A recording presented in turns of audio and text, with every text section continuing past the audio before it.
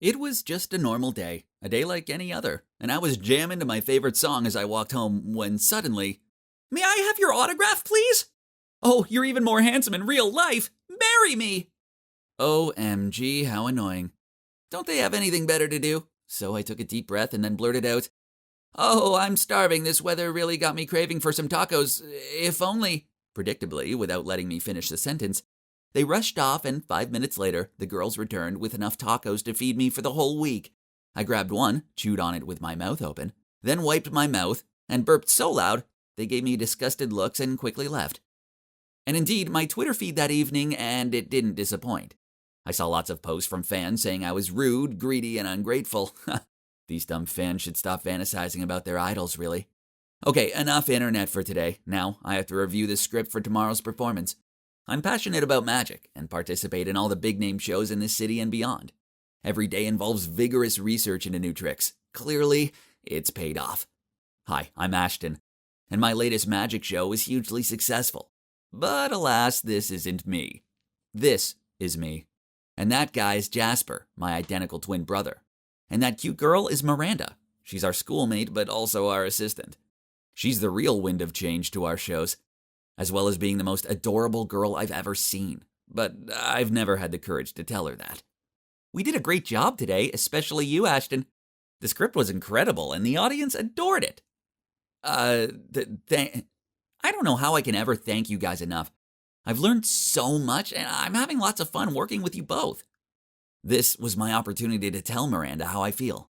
I opened my mouth to speak, but then a smiling Jasper came up alongside her, touched her shoulder, and said, "And you too, sweetie. You're so talented and charming, the audience thinks you're amazing, as do I." Miranda smiled back, and then they both started chatting and walking away, leaving me behind. To be honest, we might have been identical in looks, but our personalities were polar opposites. My brother thrives off attention, while I'm kind of shy. When we were little kids, everyone preferred Jasper over me. It didn't matter that our mom dressed us in the same clothes. People always swarmed around Jasper and called him handsome, bright, and smart. But me, well, I may as well have been invisible. Now, don't get me wrong, I don't hate my brother, but I'm fed up with always being a shadow next to him. See, even these trophies have Jasper's name on them, not mine. "Hey, Ashton, I got this for you a few days ago, but I forgot. Have fun." I smiled wryly and mumbled back, "Thank you," but honestly, inside I felt terrible. I was the mastermind behind our performances, not him. I wrote the scripts, created the tricks, and even designed our costumes. But why did he get all the glory out of it, and even became an internet sensation while no one took me seriously? Oh, I forgot to tell you. The fans yesterday were Jasper's, not mine. I'm always being mistaken for him. So yesterday I decided to have some fun and play a small trick on him. It was funny because Jasper was completely bewildered about where this scandal had come from. Ha! Again, Jasper's fans thought my account was his private one, so they bombarded me with messages full of tasteless nonsense. "Jasper, I love you so much." "Jasper, I'll sue you for stealing my heart." "Have you seen my boyfriend? He's reading this text right now and his name is Jasper."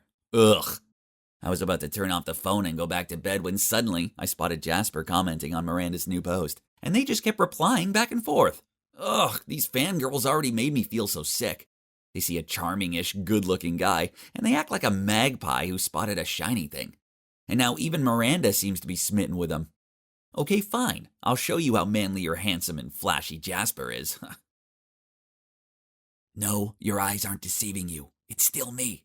But I'm wearing my bro's clothes and have styled my hair just like his. Now, let's have some fun. First off, our Jasper needs some makeup. Now let's look the part. As planned, it wasn't long before people started recognizing me and started videoing. So I deliberately gave a horrified yelp and ran away. As expected, those videos were soon passed around on social media. And the comments were coming non-stop. Hey, some YouTubers even made reaction videos to that. Oh man, this is so hilarious. I was laughing so much my stomach ached. Suddenly, Jasper stormed into my room. He didn't even knock, and he looked all serious. "Hey, what's this?" Our class was going to have a costume party, remember? And I decided to go disguised as a girl. "Okay, but why wear my clothes and style your hair like mine?" Chill out, bro. I must have grabbed yours by accident. We used to wear the same things all the time when we were younger anyway, but to the contrary. The fangirls even considered it cute and inspiring, as he's breaking gender norms. I'm speechless. Ugh, whatever. Their reactions didn't matter. The only important thing was what my muse Miranda thought about all this. Nice dress, can I borrow it sometime? Oh, that was the preparation for the upcoming costume party, lol. Ooh, no, I mean, it's cute though. Gosh, my plan's now officially a massive fail. I stayed there watching them for a bit, and she just kept on playing with her hair as she gave my brother these gooey-eyed looks. Ugh. Then, to annoy me even further, right in that afternoon, Mr. Wainwright, our principal, came into class, stopped in front of Jasper's desk, and asked him, "Jasper, will you please do me the honor of performing on behalf of the school at the town hall launch event next week?" Jasper immediately accepted the invitation, and the principal thanked him, then left. What about me? He didn't so much as look my way. You know, I'm the one who creates the content and everything. Jasper's just the one who acts following my script. This is so frustrating. All this unfairness wouldn't have happened if I didn't have glossophobia. Yeah, public speaking scares me out of my wits. So I could just sit there, fist clenched, feeling my anger grow. This sucks. I was backstage with Jasper going over the show itinerary when Jasper blurted out, "I want to make a small change. I want to confess my feelings toward Miranda at the end of the show." He pointed to the stage and continued, "I'm going to hang a box of flower petals on the ceiling, and during the applause, you'll pull the strings and whoosh!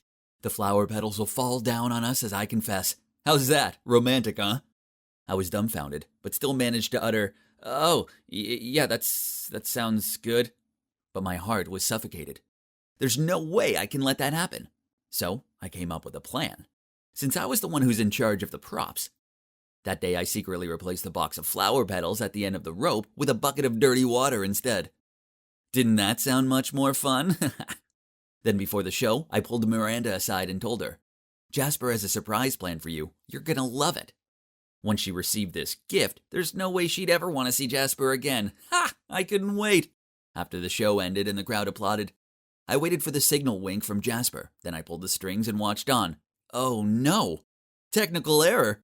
The rope holding the bucket had jammed, and now the whole bucket was falling. Jasper dived forward and knocked Miranda out of the way. The bucket whacked him in the head. He collapsed, and stinky, muddy water went everywhere. The whole venue was in an uproar. Oh my God, what on earth did I just do? Ah! I held my head and shouted. But wait! Why was it so dark? Hey! This is my room, isn't it? I felt so cold, drenched in sweat and shivering.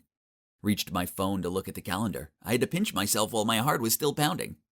Turns out D-Day is yet to come. It's tomorrow. So I was just dreaming? I hadn't really harmed my brother, had I? I rushed into Jasper's room to check. Phew! He was lying there playing on his phone. I felt so bad just because of childish jealousy. I'd almost harmed my own brother. I thought for a moment and then walked over to him to confess everything. "Jasper, I'm sorry, but I have to say this. All the scandals recently were done by me, deliberately. The tacos incident and the Walmart one, too." He looked up from his phone and sighed. "Why would you do that?" "Because I like Miranda, too." "Huh? Really? I didn't know that. Why didn't you tell me?" I was even going to ruin our performance tomorrow." "Okay, just scold me or hit me, anything. I deserve it." Jasper clenched his fist and held it up in front of me. I closed my eyes and was ready to take it. But then, to my surprise, he patted me on the shoulder and said calmly, "I'm angry. No, furious. But honestly, I'm more disappointed. We're brothers. We're family, you remember. But I'll take the blame too. I suppose I do milk the fame a bit too much sometimes. I know you're the one who comes up with all the killer content, and I suppose I shouldn't have been so open with my feelings towards Miranda. I should have stopped to consider yours." After talking for a while, we finally agreed that after the performance tomorrow, we would text Miranda to confess how we feel toward her. And whoever she accepted, it would be God's will. The performance was outstanding, and we even got to take photos with the mayor and shake his hand. But the most thrilling moment was this. When we got home, Jasper and I sat next to each other and texted Miranda to confess our love. The message popped up on our phones one after another. So, who will win in this game of love? I held my breath and opened the message. "Ashton, I feel the same, but please keep it a secret from Jasper. I don't want him to feel awkward. X." I was about to shout out with joy when I saw Jasper looking smug. We looked at each other in bewilderment, and then held the two phones side by side to compare. Oh my gosh. Miranda texted me and Jasper the same message. She just switched our names around. Gosh. So she planned to love us both in secret? All this time, and my so-called muse actually was just some sneaky little snake. Dang. And to think I almost lost my brother over her. She's really not worth it. We were stunned, then we both burst out laughing. And you can guess what we did after, right, of course. We said bye-bye to Miranda and found a new assistant. Hopefully we both won't get hurt feelings for this one. It's true that I used to be sick of being my bro's sidekick, but it's different now. I understand that even though we look the same, we each have our own personalities. That's why there are different things in life that might be suitable for him, but not for me and vice versa. And you know what? I'm proud of that. Besides, I'm working hard to overcome my shyness and put my face in the light. People are finally getting to know me, and though I'm still the guy behind the scenes, I also have a huge fan base now. I was enjoying my perfect Friday night watching my favorite YouTuber's latest video when it got interrupted by a phone call. Tessa, the cops arrested me! Dress as my mom and come bail me out! That was Katie, my annoying cousin. She's the biggest troublemaker I know, which is why my aunt sent her to live at my house, in hopes that we could help change her attitude. Poof! So now I have to sneak into Mom's closet and borrow some of her clothes. How do I apply makeup to look older? Ugh, that'll have to do. So, officer, what trouble's she in this time? She vandalized a car. Not me, Mom. Blame the dumb car that got in my way. Jeez, if I were really Katie's mom, I would let her rot in jail until she came to her senses. I was about to lead Katie out of there when a boy grinned at me and said, Madam, can you bail me out too? Sorry, but no. You're not my problem. Okay, well, then can you at least give me your number? I spotted Katie frown at him, then she pulled on my arm. Let's go home, Mom. Katie, can't you grow up? I can't cover for you forever. You'll do it, else I may just accidentally slip out your little secrets to your parents. Ugh, that threat sure is getting old. Okay, so I didn't bail out Katie out of choice. You see, she has something over me. The thing is, I have a passion for baking, but my parents think this is a waste of time. I knew they'd never knowingly pay for my cooking classes, so I told them I needed money to join an extra study class. I know it sounds bad, but I did apply to work at a coffee shop bakery so I could pay them back while also gaining experience. But then Katie discovered my secret, and now she's using it to control me. Then, just when I thought things couldn't get any worse, I arrived home to find my parents waiting up for me in the living room. Tessa, you were out partying, weren't you? Why do you keep on disobeying us? And is that my dress? Why can't you be more like Katie? She's really improved her grades. I turned around to see that Katie was nowhere to be seen. She must have quickly escaped through the back door to her room. What a minx! But my parents still believed she's the golden girl. Poof! It's rubbish, of course. The good grades she brought home were all by cheating. If it weren't for Katie knowing my secret, I so would have exposed her by now. Actually, besides Katie, there's also Celia, my best friend, who also knows about this. She may be a hothead, but when it comes to my secrets, I know her lips are sealed. Hey, Tessa, you have to see this. Celia waved her phone in my face. Hang on, that was BitKit Bakes, my all-time fave YouTube channel. I'd been following this guy for ages. He was so talented. Oh, and he always wore this cute kitty mask. Look at his hands. They're so beautiful. And how I adore his warm voice. I bet he's really handsome, too. Celia is so smitten with boys. Ugh, it's Katie again. She's left her lipstick in the canteen and I've got to fetch it for her and take it to some cafe in town. This is ridiculous. I'm sure she could survive without her stupid lipstick for one afternoon. I walked into the cafe and spotted Katie sitting with two boys. Wasn't that the boy from the cop station? Turns out he's called Max, and he's Katie's new boyfriend. And the other guy is Cody. Both of them are college students. Hey, Tessa, you should stay for cake. Seeing as I was here, I may as well have something sweet, right? So I ignored Katie's eye rolls in my direction and joined them. The waiter brought some chocolate fudge cake over and, yum, it sure looked good. I took a forkful of it and, something wasn't quite right. This cake could use some salted caramel. Poof, a cake needs to keep its original flavor. If you add that to it, it'll be far too sweet. Oh, how rude. I was only voicing my opinion. Right at that moment, Celia phoned me. I just answered when she started screaming so loudly, and I had to hold my phone away from my ear. Tessa, Tessa, Tessa! Celia, is everything okay? I know how to impress the BitKit Bakes guy. We must make him a DIY gift. A chocolate resin phone case. What do you think? Am I a genius or what? I noticed Max, Cody, and Katie all giving me strange looks. Jeez, this was so embarrassing. So I quickly hung up on Celia, then made my excuse to leave. Ugh. I liked it better when only I knew about BitKit Bakes. I watch his videos every day and daydream about baking with him. But now Celia's obsession over him was kinda tiring me out. She texted me nonstop to ramble about him and dragged me into her silly fan projects. She even joined this online fan club of his, and they all talked about how fit he looks, how handsome he must be. Hello, does anyone here really care about cooking? At least work meant I had a break from Celia's mithering. Ugh, what was he doing here? He bought 2 cups of coffee, then asked to borrow my phone because his was out of battery. I reluctantly handed over my precious phone, but then I heard a ringtone. Max excitedly took his ringing phone out of his pocket and said, "So now I have your phone number, cute girl." What? The cheek of him! I'm his girlfriend's cousin. Has he no shame? I gave him a dumbfounded look, but he just smiled, handed back my phone, and winked at me. "I saved my number in your phone. Give me a call." Then he left. He just reached the door when I snapped out of my daze. The phone case. Our chocolate phone case. Why did he have it? It's one of a kind, and we've already sent it to BitKit Bakes. Didn't we?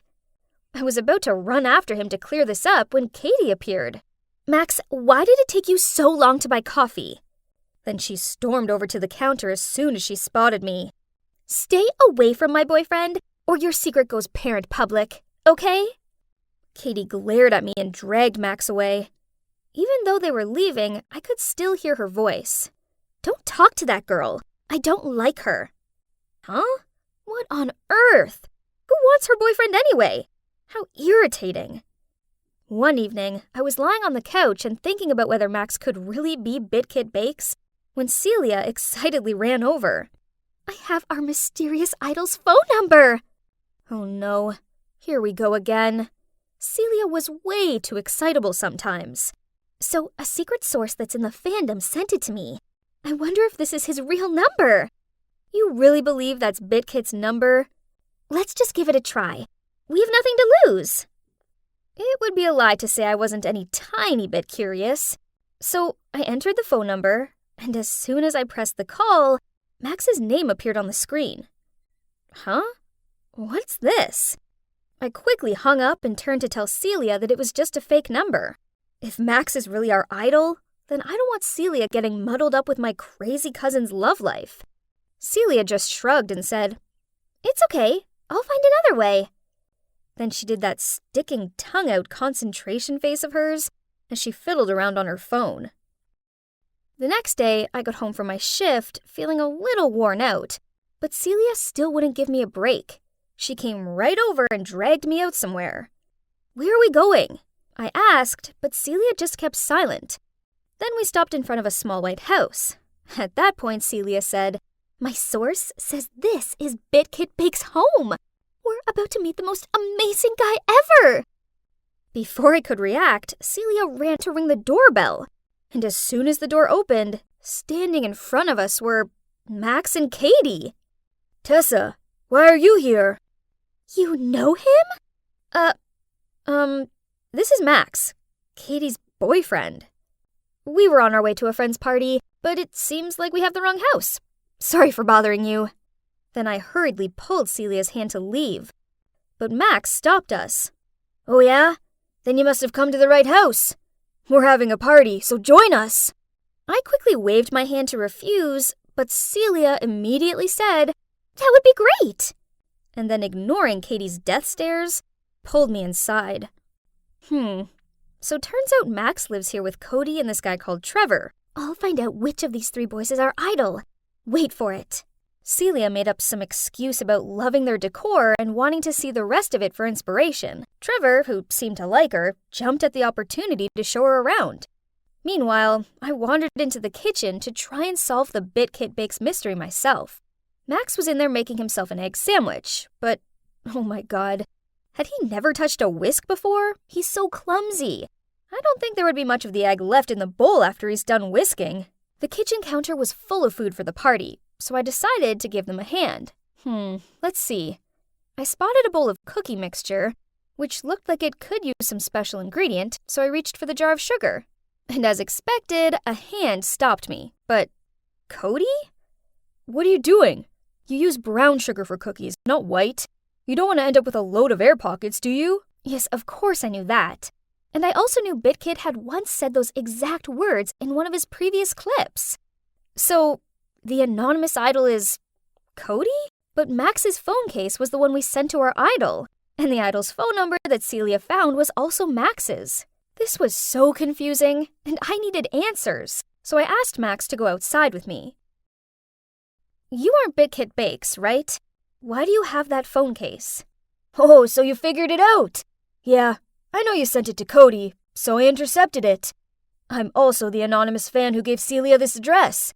It's fate, baby. You and me are meant to be together. Then he lunged towards me with outstretched arms. Oh my god, did he have tentacle arms or something? I couldn't escape from his grip. Then who should appear but, yep, Katie. She charged over, then pushed me, falling to the ground.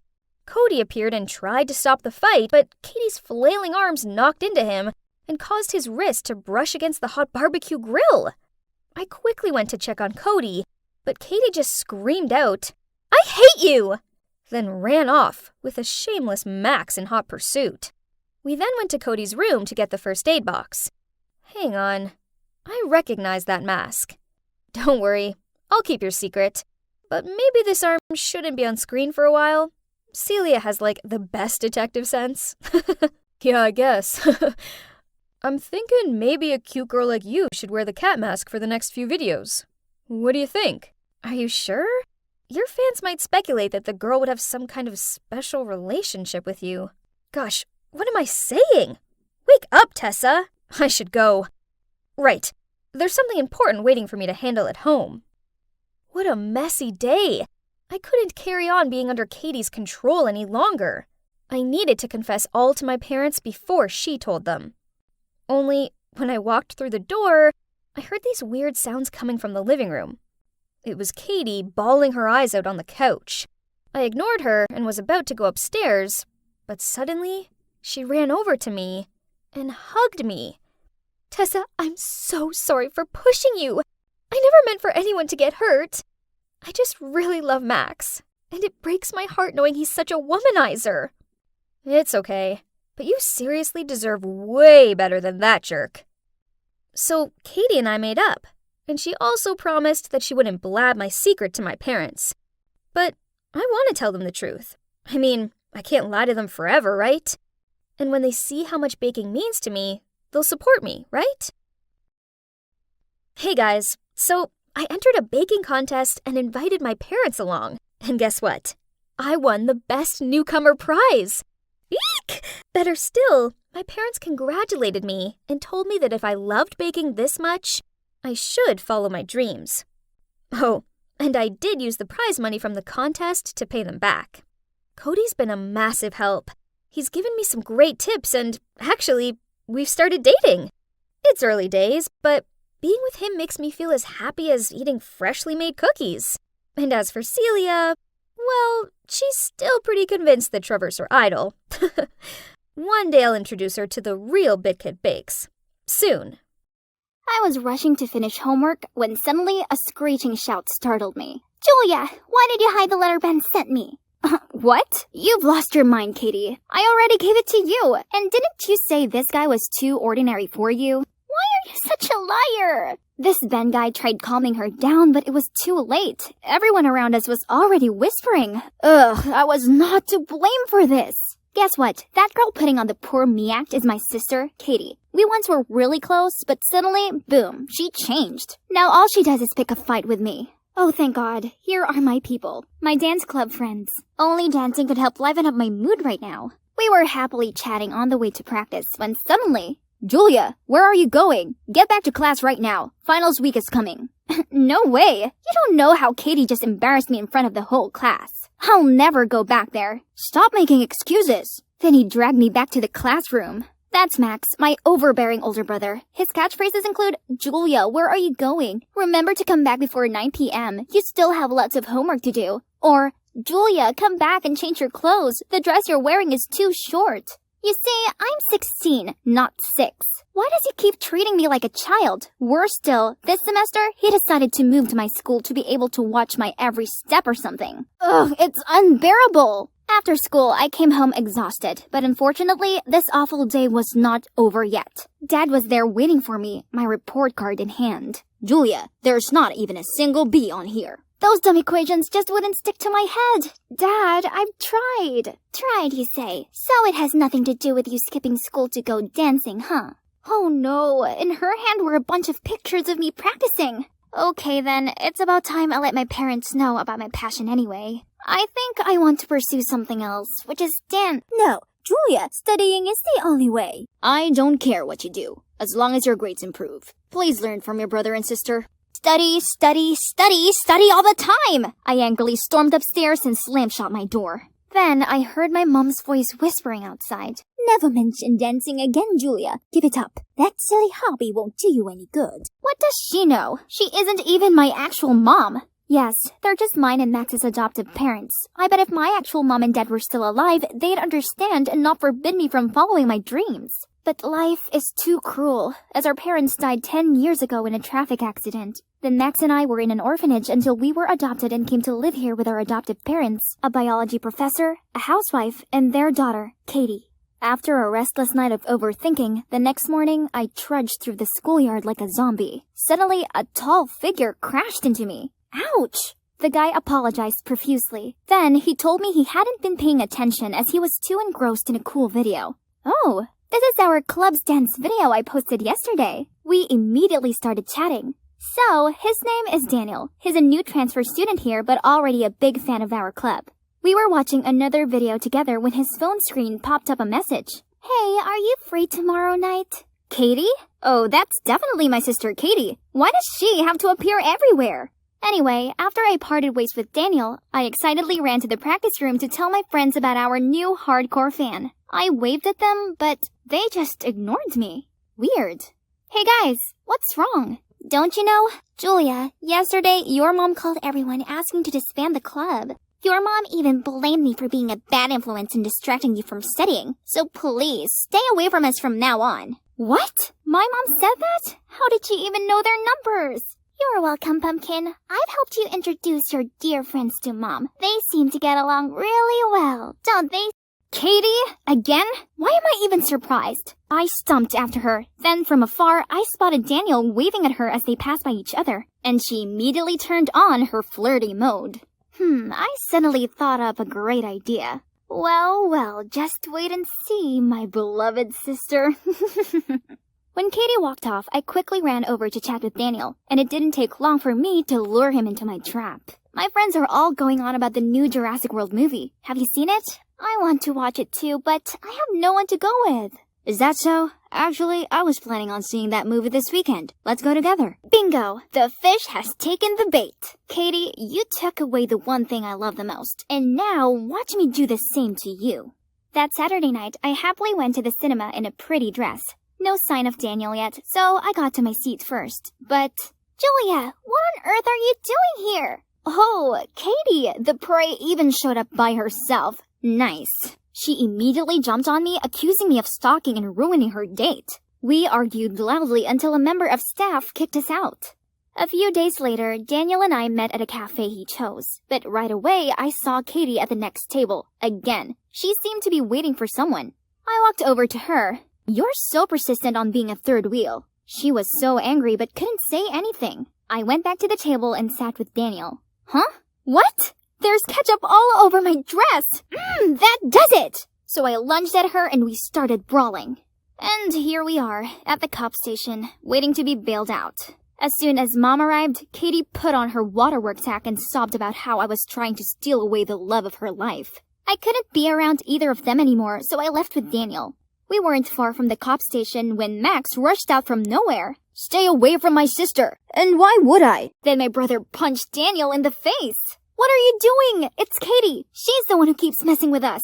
"No, Julia. Katie is just a victim. Stop seeing this guy." Great. Now even Max was defending Katie. I helped Daniel up and left with him despite Max's calls from behind. The next day, I was putting things in my locker when I saw Max and Katie passing by, looking real close. They were whispering something to each other, as if his real sister was her, not me. Fine then, if that meant I would stop being supervised. Katie still wouldn't leave me alone though. There were countless times she squeezed between me and Daniel, laughing with him as if I didn't exist. Another time, when we were about to kiss, she jumped out of nowhere, gave Daniel a concert ticket, then the two of them left together. So annoying. Honestly, it's no longer about taking revenge on Katie anymore. I do feel happy when I'm with Daniel. He seemed to want to be with me too, but why didn't he just reject Katie? But at least it was me he invited to the prom this Friday, not her. That night, I excitedly put on my prom dress, curled my hair, did my nails. Everything's all set. Daniel would be here soon. I opened the door to go downstairs when, oh no, it had been locked from outside. My parents were on vacation, so it had to be my cruel siblings. I immediately called my parents, but all I received was, "You shouldn't be even thinking about prom, considering how bad your grades have been lately. Stay home and study." Right at that moment, there was the sound of an engine outside. I ran to the window and saw Katie getting into Daniel's car. I banged on the door and yelled, but only Max's voice came from outside. "Julia, that guy is not good at all. Just leave this to me and Katie." Why are you on her side and not mine? Why is everyone turning their back on me? I felt like such an outsider in this family, so from then on, I did my best to ignore them all. I passed without a word as Max and Katie gathered around our parents after their trip. Then I stayed silently in my room, ignoring Max's call outside the door. I also tried ignoring Daniel, but he continued calling me. "I think you've got the wrong number. I'm not Katie." "Huh? Julia, what's wrong with you?" Let's see. You left me alone and went to prom with Katie?" "Oh, that? I already saw Katie waiting as I arrived. She said you'd already left for prom with your friends. I looked for you everywhere. I was thinking about you the whole party." Gosh, Katie is taking things too far. Even my poor Daniel has to put up with her stupid tricks.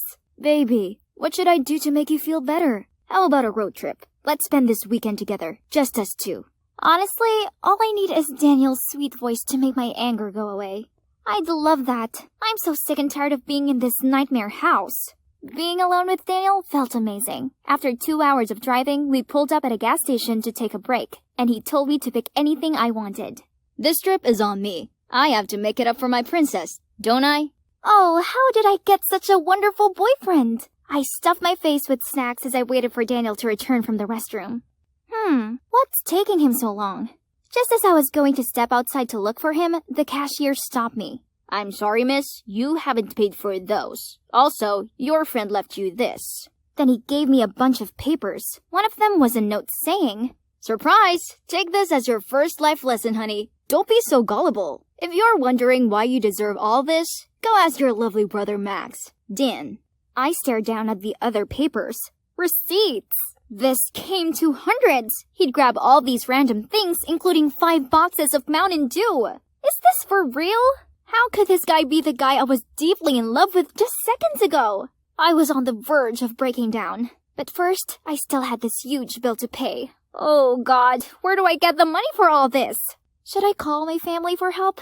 No way. I could already hear Max scolding, then my parents nagging, and Katie's scornful look. And so I begged the store owner to let me work here to pay back the bill. It's not so bad. At least I wouldn't have to go home. But only, I kept on messing up. I clogged the slushy machine so the floor was covered in sugared ice. I knocked over the sunglasses stand while cleaning and constantly counted change incorrectly. It was a disaster. Maybe if I'd pay more attention in math, it wouldn't be this bad. I tried everything, but all I did was create more trouble instead of paying back the money. Eventually, they kicked me out. And now all I can do is sit at this abandoned bus stop, not knowing where to go or who to find. Thinking about my life with my family before made me tear up. If only... Suddenly, a familiar car stopped in front of me. Dad! Julia, here you are. Everyone's been frantically searching for you. I'm so glad you're okay. Why did you scare us like this? I'm sorry, Dad. Dancing is my only passion, but I knew you wouldn't accept it. No, Julia. I'd never stop you pursuing what you love. I used to think you were just making up excuses for being lazy. Right at that moment, another car pulled over. It was Max, my mom, and even Katie. What on earth are you doing? If you keep acting like this, Mom and Dad will kick us out. Max, why would you think such a thing? Max let go of me, then hesitantly said, I know you take education very seriously, so I always try my best at school. Julia and I are just adopted, so... Actually, I'm adopted too. I've overheard this once from Mom and Dad. So ever since then, I was scared they'd love Julia more than me and throw me out. Oh, my baby, it's true. We adopted all three of you. This doesn't change a thing. You're our children and we love you all, and only wish for you to care and look out for each other. Whoa, this was all too much to take in. My emotions were all over the place and I didn't know whether to smile or cry. Secrets only make us misunderstand one another, so from now on, we won't hide anything, okay? On that note, I'm sorry, honey. Let me tell you all this one last secret that I've been keeping to myself all these years. It turned out that my adoptive mom was mine and Max's biological dad's ex. After our parents died, she offered to take us in. Our adoptive dad didn't know the story behind that, and he only knew about an ex of my adoptive mom who was a pro dancer. Mom was so afraid Dad would find out about me and my brother's true identity and be angry, so she tried her best to hide my dance talent. But she never expected her husband to be this generous and understanding. So, all problems were resolved and family peace was restored. Oh boy, I miss home so much. But now is not the time to go back. Us three siblings had one more important task. Expose Daniel. Can you believe that Daniel turned out to be my brother's best friend from his old school? Daniel misunderstood my brother's friendship for love, so when Max rejected him, he felt like a fool and started causing problems for Max. That's why Max transferred schools, but Daniel followed him there. Knowing Max loved his two sisters very much, he deliberately approached us both and played tricks to make us resent each other. After that time at the police station, Max told Katie about this and worked up a plan to expose Daniel. We found Daniel's current partner and invited him to meet them at a diner. Then we told him everything his boyfriend had done. Needless to say, he was so angry he finished with Daniel and exposed his true face to the whole school. Facing a barrage of criticism, Daniel was scared and apologized to the three of us and promised to make up for it. Well, now that I have a happy family, I can freely pursue my dance passion. What else do I need? Just looking at Daniel being subservient is enough to satisfy me. Just one step into the hallway and I could already hear all kinds of whispers going all around.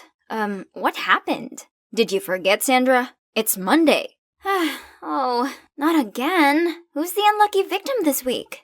Dorothy! It's Dorothy! Look what embarrassing deed she's done. So, it was a photo of the resident mean girl, Dorothy, on a date with some old rich guy. Ben and I had zero interest in those kinds of things, but these kids on the other hand... Hey, there she is! This was the third Monday in a row that our school had turned into this gossiping chaos zone. Why, you ask? 3 weeks ago, out of nowhere, a bunch of random QR codes appeared stuck to some of the lockers. Curious, we scanned them and got access to this mysterious blog by someone called Quiet Night. They said they wanted to expose the true face of this prestigious school. So, every Monday at 2 a.m., they would reveal someone's dirty secret. And the first secret belonged to the beloved basketball team captain, Lewis. Turns out he flunked the last match on purpose so the rival school that his secret girlfriend attended would win. At first, everyone doubted it, but then someone found the girlfriend's Twitter where she posted a celebration photo. So, there you go. Everything became clear as day. Lewis immediately lost his captain title and the entire school cancelled him. While everyone was still buzzing with that, already came the next Monday secret. It was Mr. Worthing, our popular math teacher. His classes were known for their top performances. But as it turned out, he had always accidentally leaked the questions to his students before every exam. The rumor reached the principal, and he immediately had people look into it. Unfortunately, it was true, so Mr. Worthing was fired. And as you've heard, little Miss Dorothy was the third unfortunate victim. To be honest, she definitely hadn't been the nicest girl. She's a nightmare to all the new kids especially. So when her shameful secret was revealed, everyone seemed to be somewhat satisfied and talked about it nonstop. My BFF, Mary, was no exception, as Dorothy was a rival for her queen bee status. At lunchtime, we arrived at the cafeteria, but weirdly, nobody lined up to get lunch. They were all looking around at something. Turns out Dorothy was here too. She's sitting alone at a table. Not wanting to miss an opportunity to taunt her longtime rival, Mary rushed straight over there. What's wrong? Your bald lover didn't take you out to lunch today? As soon as those words came out of Mary's mouth, everyone burst out laughing. Benjamin and I had to drag Mary out of there right away to avoid any calamities. What are you guys doing? I'm not done yet. This isn't cool. Let's just stay out of it. What? She deserves it. You know the clearest what a horrible person she is, Sandra. Or have you forgotten how she picked on you? Well, it's true. I was also one of Dorothy's victims when I just got here. Ben and Mary were the ones who stuck up for me. That's also how our precious friendship all started. Ever since then, we've been the iconic trio of the smartest kids at school. Pretty sweet, huh? However, the recent dramas have undeniably affected our studies. It's like students are coming here just to gossip, and they keep chatting in class, making concentrating extra hard. Monday mornings became the biggest event in school. Everyone looked forward to it, guessing who's the next chosen one, as the embarrassing secrets continued seeping out. How Justin looks cool chewing his gum all the time, but he actually does this to mask his bad breath problem. Hardworking Julia bought her essays off the internet. The parking lot car spray painter turned out to be none other than Goody Two-Shoes Brandon. It became apparent that any one of us could be next. So people started to panic, praying that their name wouldn't be mentioned. Every Monday morning, I arrived at school to see everyone looking like zombies, cause they'd all stayed up all night waiting for the Quiet Nights post. The mystery blogger had to be one of us to know all kinds of personal secrets like this, so everyone became extra cautious of each other. It's a mess, and this has to stop. We needed to figure out who the Quiet Night was and stop this, but Mary wasn't convinced. How are we supposed to find them? There's zero clue. Stop wasting time. Let's just focus on studying, Sandra. There's no way they didn't leave any trace. We just have to stand up together. Nope. If you want to, then just do it alone. What's wrong with you? Weren't you usually the first one to avoid dramas like these? Because we could be next. So what? I'm not scared. I have nothing to hide. Then she left in a sulky manner. Mary might not care, but I did. I spent the night trying to piece the clues together when my phone had a pop-up. Was it 2 a.m. already? Who could it be this week? I pressed to see. It's Mary! Oh no, is it about that thing? Yep, that's it. The secret about Mary's background has been revealed. Her parents aren't successful business owners, and of course, Mary is not a rich mistress like how she always acted like either.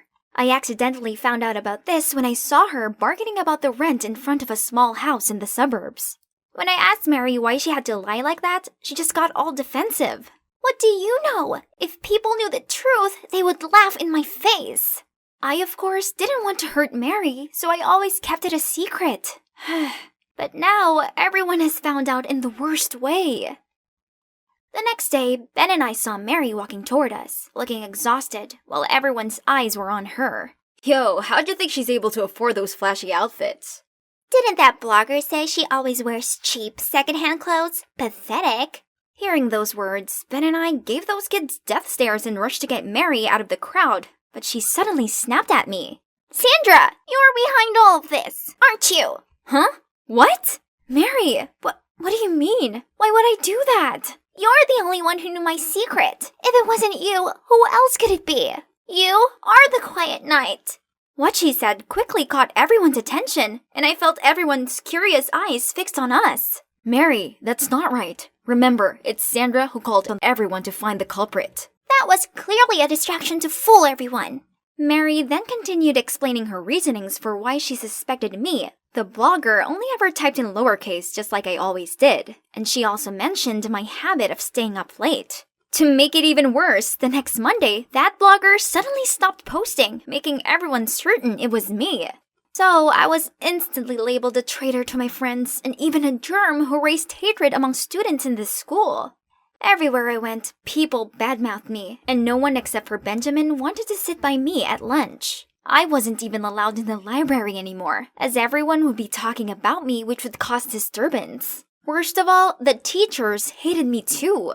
One time in math class, I volunteered to solve a difficult equation, but all I got back from the teacher was, "Sandra, if only you just used your intelligence for studying, not for messing up other people's lives." Then everyone heartlessly laughed at my face. The tension was draining me, so I went out to take a breather. After recess, I got back to the classroom to find a box in my desk drawer. Oh no, wasn't it the love letters I'd written for Louis? I mean, yes, I used to have a crush on the basketball captain, but it was a long time ago, and I never sent the letters. How come they are all here? I sure had hidden them in the corner of my locker. Is it the creepy quiet night messing with me? Ugh, that's enough. I gotta unmask this jerk ASAP. Who could it be? Who had the ability to spy on people undetected? I was trying to figure this out when a smug-looking Dorothy appeared. Geez, look at her. Can't believe she's the coward who destroys what she couldn't have. Too bad for Louis that he ended up involved in this. Oh, such a pathetic little girl. Doesn't even have the guts to send any of the letters. Oh my god. Did they just say letters? What letters? What on earth are you talking about? There's no mistaking your handwriting. She showed me bunches of photos of my letters. Oh no, did she take revenge on me because she thought I was the snitch of her dating news? Not leaving me a chance to explain, they just laughed and continued mocking me. I couldn't face going to school and being tormented for something I didn't even do. So I faked being sick to stay home for a few days. But it's been a week and I still didn't feel better. Suddenly, there was a strange sound by the window. Turns out it was Benjamin. Sandra, please stop hiding away. You can't let them beat you. You're better than this. What else can I do? Everyone's convinced it was me. Follow me. I know someone who can help. Now, I was sitting in a cafe with Benjamin, and Max, an IT genius in our school. Benjamin insisted this guy could help identify the anonymous blogger. After just a few minutes of checking the IP, Max has been able to track it down. But, it led to Mary's place? No way. This makes no sense. I gotta talk to Mary. Calm down. Don't say a word about this to anyone for now. Just let me take care of it.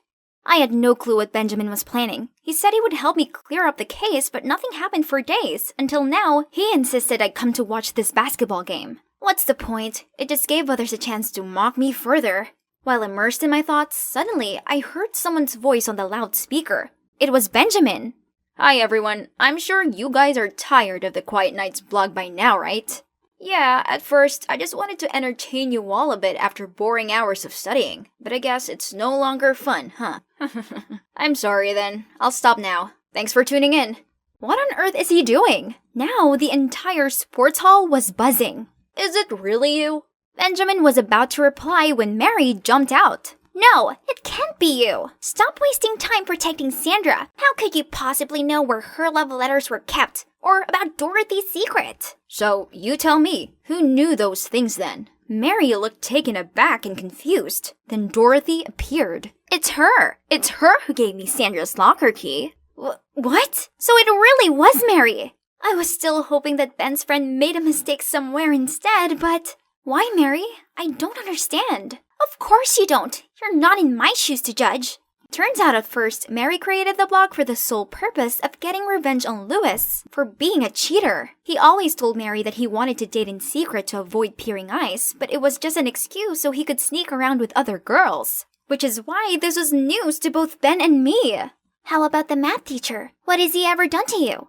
He had no work ethic, so he deserved it. I always studied really hard, but he said that girls like me only ever cared about our appearance. He still thought my good grades were from copying these two. And you, Dorothy, it serves you right for the arrogant habit of bossing newbies around. Then she blatantly left the crowd as if she had nothing to do with the school drama all this time.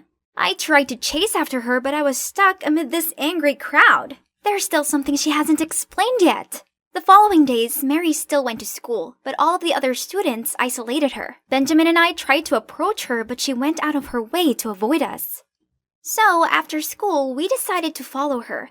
We saw her going to the cafeteria, but not to buy things, but to help the lunch lady clean up. Mary, stop being like this. You've still got a friend in me, but don't you think I deserve an explanation too? She then finally sat down and talked to us.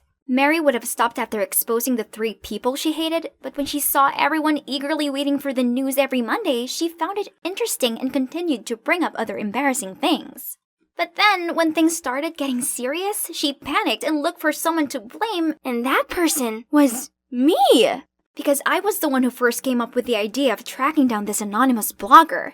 Furthermore, she was angry with me for finding out her secret. Envious because I got better grades than her, and jealous because I was closer to Ben than she was. Mary admitted she felt outshined and left out. So, you decided to expose your own secret you kept for so long just to frame me? Do you hate me that much? No, Sandra, it's not like that. I'm really sorry. As for that secret, I had tried to act like a hot girl from a rich family just to be worthy of that jerk Louis. But since I know he's a bad guy, there's no point of keeping that secret anyway. Ben and I leaned over and hugged her, saying it was all okay. As long as we are honest from now on, we'd be able to sort everything out. After that, we helped Mary clean up the messy tables in the cafeteria. And can you believe it? The lunch lady is actually Mary's mother. She was the one who unintentionally told Mary all the petty secrets that everyone gossiped about while getting lunch. Mary has always hidden the fact her mom's the lunch lady, but after being exposed and boycotted, she gave up and decided not to try hard for the popular girl title anymore, but just to be herself. I knew that this was hard for Mary, but deep down she has a good heart, else she wouldn't have befriended me when I first started at this school. Living up to the expectations of being the school's it girl must have been exhausting. It's been a semester full of drama, hasn't it? Phew, lucky it's almost over. Now we're in a hurry to revise all lessons together to prepare finals week. We still compete with each other a lot, but this time it's fair and square. The 3 of us already decided that whoever gets the lowest score will have to take the other 2 out for dinner. Free food, here I come, as I definitely am not going to lose. Finally, my spectacular sweet 16th is here. I spent months deliberating over every tiny detail of this perfect butterfly-themed party. Better yet, all the VIPs from the fashion industry were invited. Pretty impressive, huh? By the way, I'm Charlotte Stone, a fashion influencer with over 500,000 followers on Instagram. One day, I'm going to become an iconic designer just like Tory Burch. This party was my big chance to get noticed by all of these big shots. But wait, Ava? What on earth is she doing?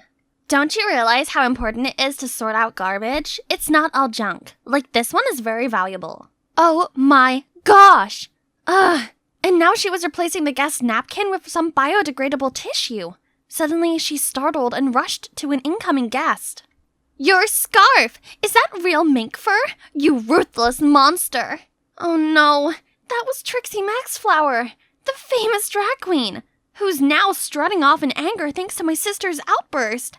Ava was ruining everything with her hippie ways, and all of my guests were leaving. No, it's all ruined, and it's all her fault. Ugh. This wasn't the first time Ava had pulled things like this. She called herself an eco-activist, and constantly brought rubbish home to remake into things, argued with anyone who didn't sort their waste properly, and forced everyone she knew to join climate change protests. The worst part was, I was always dragged into those dumb campaigns. It's super embarrassing being called the trash girl's little sis. Lonnie, where are you going? Wait up! Hey, trash girl, why don't you recycle this into skating shoes, huh? Next thing I knew, a gross banana peel landed smack bang in my face. Lottie, are you okay? No!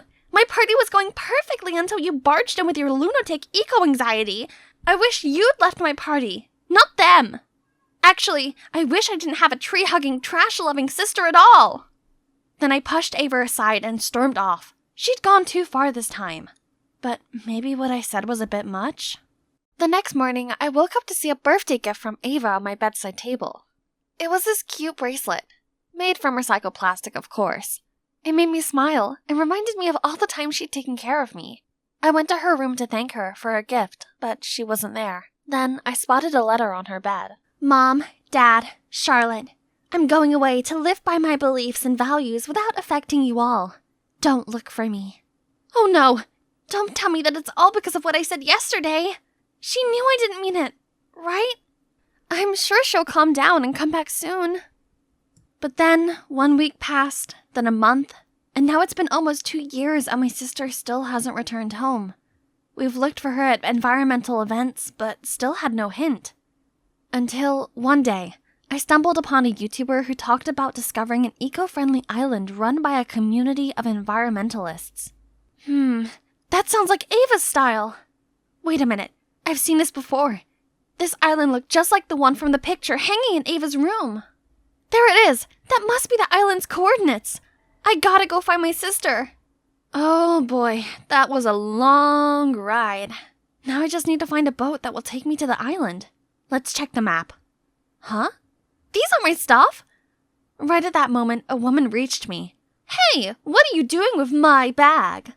I quickly apologized and returned her bag, then rushed back to the train to find mine. But I was too late.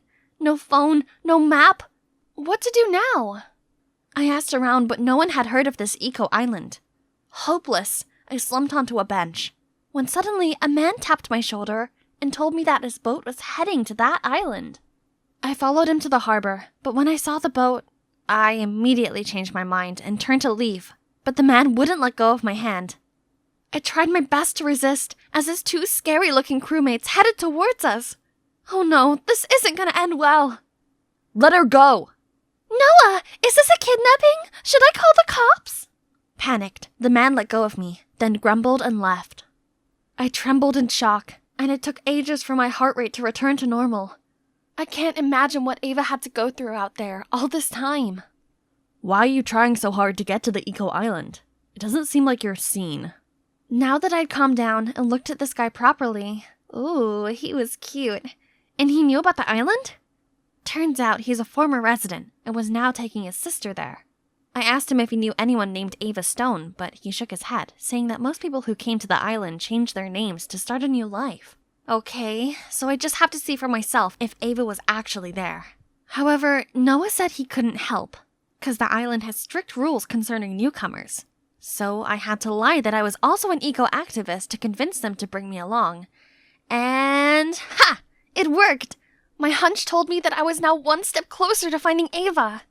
That evening, Noah set up a tent on the beach and we waited there for a boat that was scheduled to take us to the island in the morning. Seeing Noah take care of Ellie made me miss my sister so much.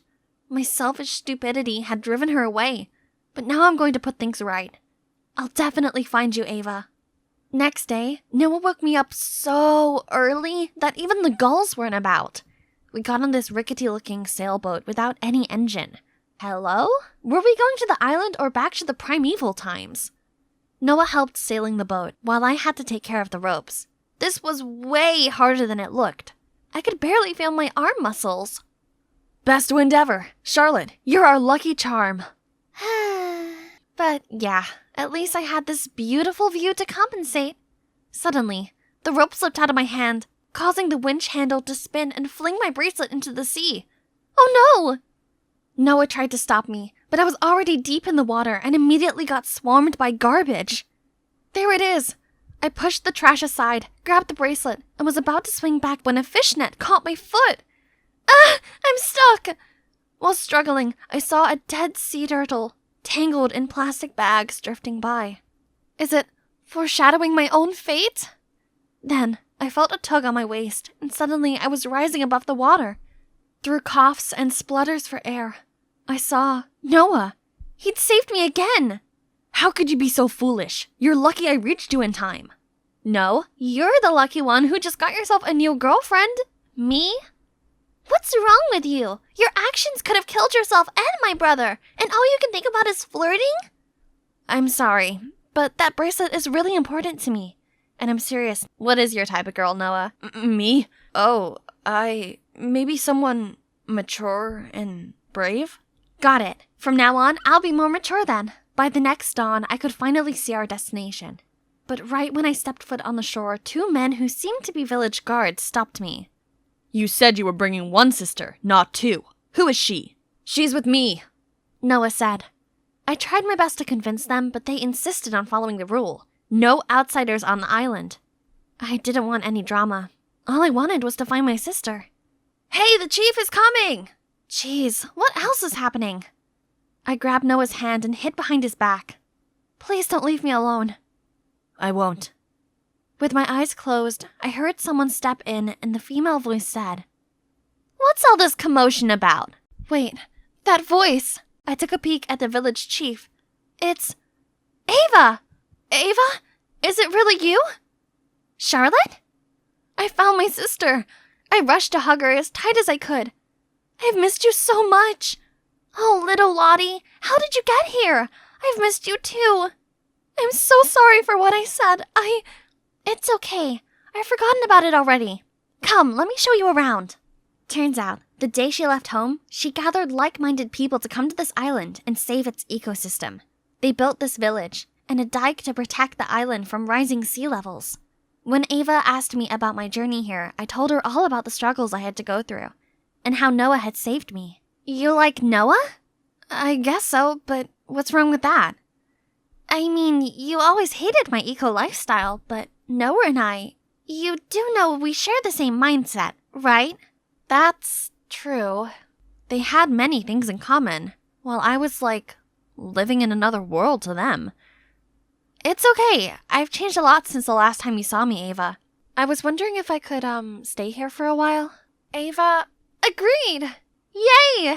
Now I will have some more time to persuade my sister to go home and to win my man's heart.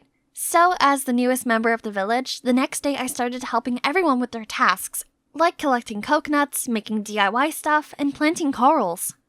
I even made use of my fashion sense and came up with stylish designs that were also environmentally friendly. Although Noah was too busy to see my creations, other villagers were very excited about them and often visited my workshop to try on new clothes. Hey, Sunshine, these designs are top-notch. You're like a tailor goddess. That's Sam, my coworker at the workshop. He seems odd, but he's actually a genius who could create technological devices out of scrapped materials. Each day he gave me a different kind of weird gift. This guy was definitely having a crush on me. But even his unicorn bicycle made from seashell couldn't move me, as I only had eyes for Noah. Speaking of Noah, he just walked past my workshop, right on time to show him this new material. I eagerly ran towards him, but stopped as Ava suddenly pulled him toward the hammock, leaned closer, and whispered something in his ear. What? So, when Noah said he preferred mature girls, he meant Ava?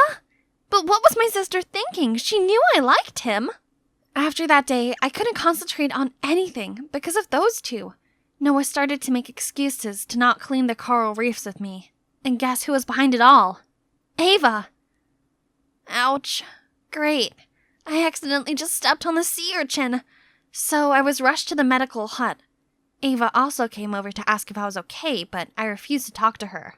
Or Noah. The wound swelled up, and I still couldn't walk normally a few days later. Surprisingly, Ellie started being nice and took care of me, and even went spying on Noah and Ava for me. Those two are made for each other. I even saw them secretly kissing a few times. They're the perfect king and queen of this island. Now there is no doubt that they're dating behind my back. How could Ava do this to me? Feeling betrayed, I dragged myself to the workshop. Maybe work can distract me from all this mess in my head. But here I was, stuck with Sam and his cheesy pickup lines. You must be exhausted, 'cause you've been running through my mind all day. Just leave me alone. I stormed out of there, but tripped and fell over. Right then, a hand reached out to help me. It was Ava. Jeez, she's the last person I want to see right now. You don't have to pretend you care about me. You know full well that I like Noah, but you still got with him. Charlotte, what are you talking about? I'm leaving today, and so should everyone in this village. This place is for cowards who ignore the real eco-problems that are happening in the outside world. There, I'd let it all off my chest. But unexpectedly, the villagers came out of the bushes, holding decorations and a birthday cake with my name on it. They were throwing a surprise party for me. Oh no, I didn't mean to. Disheartened by my words, they all left. I guess you saw me with the chief when we were planning your birthday surprise. There is nothing going on between us. I thought you'd grown up, Charlotte, but I was wrong then. God, the guilt I felt right now was killing me. Frustrated and ashamed, I knew I couldn't stay here any longer. I waited until everyone was asleep to sneak to the beach and set sail on a small boat into the stormy night. But I couldn't make it far before a giant wave engulfed me and the boat. This is The end, I guess. But when I opened my eyes, Noah's face appeared in front of me. Did you just save me again? No, the chief did. But where is she? Noah didn't say anything, but just looked glumly out to sea. Wait, this is not happening. My sister can't be out there, right? No. How can I live knowing that my sister drowned because of me? Are you crying for your missing shoe? I turned around to see Ava, alive and well. Ava, thank God! I giddily jumped towards her, but ouch, I forgot that my leg was still hurt. I'm so sorry for how stupid and selfish I was.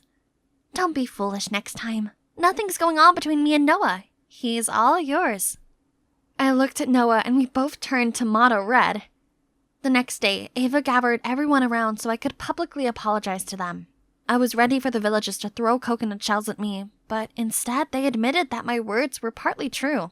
This lifestyle needs to be promoted to the world, since everyone deserves to live in a clean and healthy environment that requires a joint effort.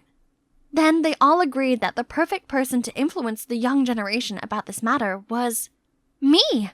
Wow, I didn't expect that, but yes, I'm willing to carry out this meaningful mission.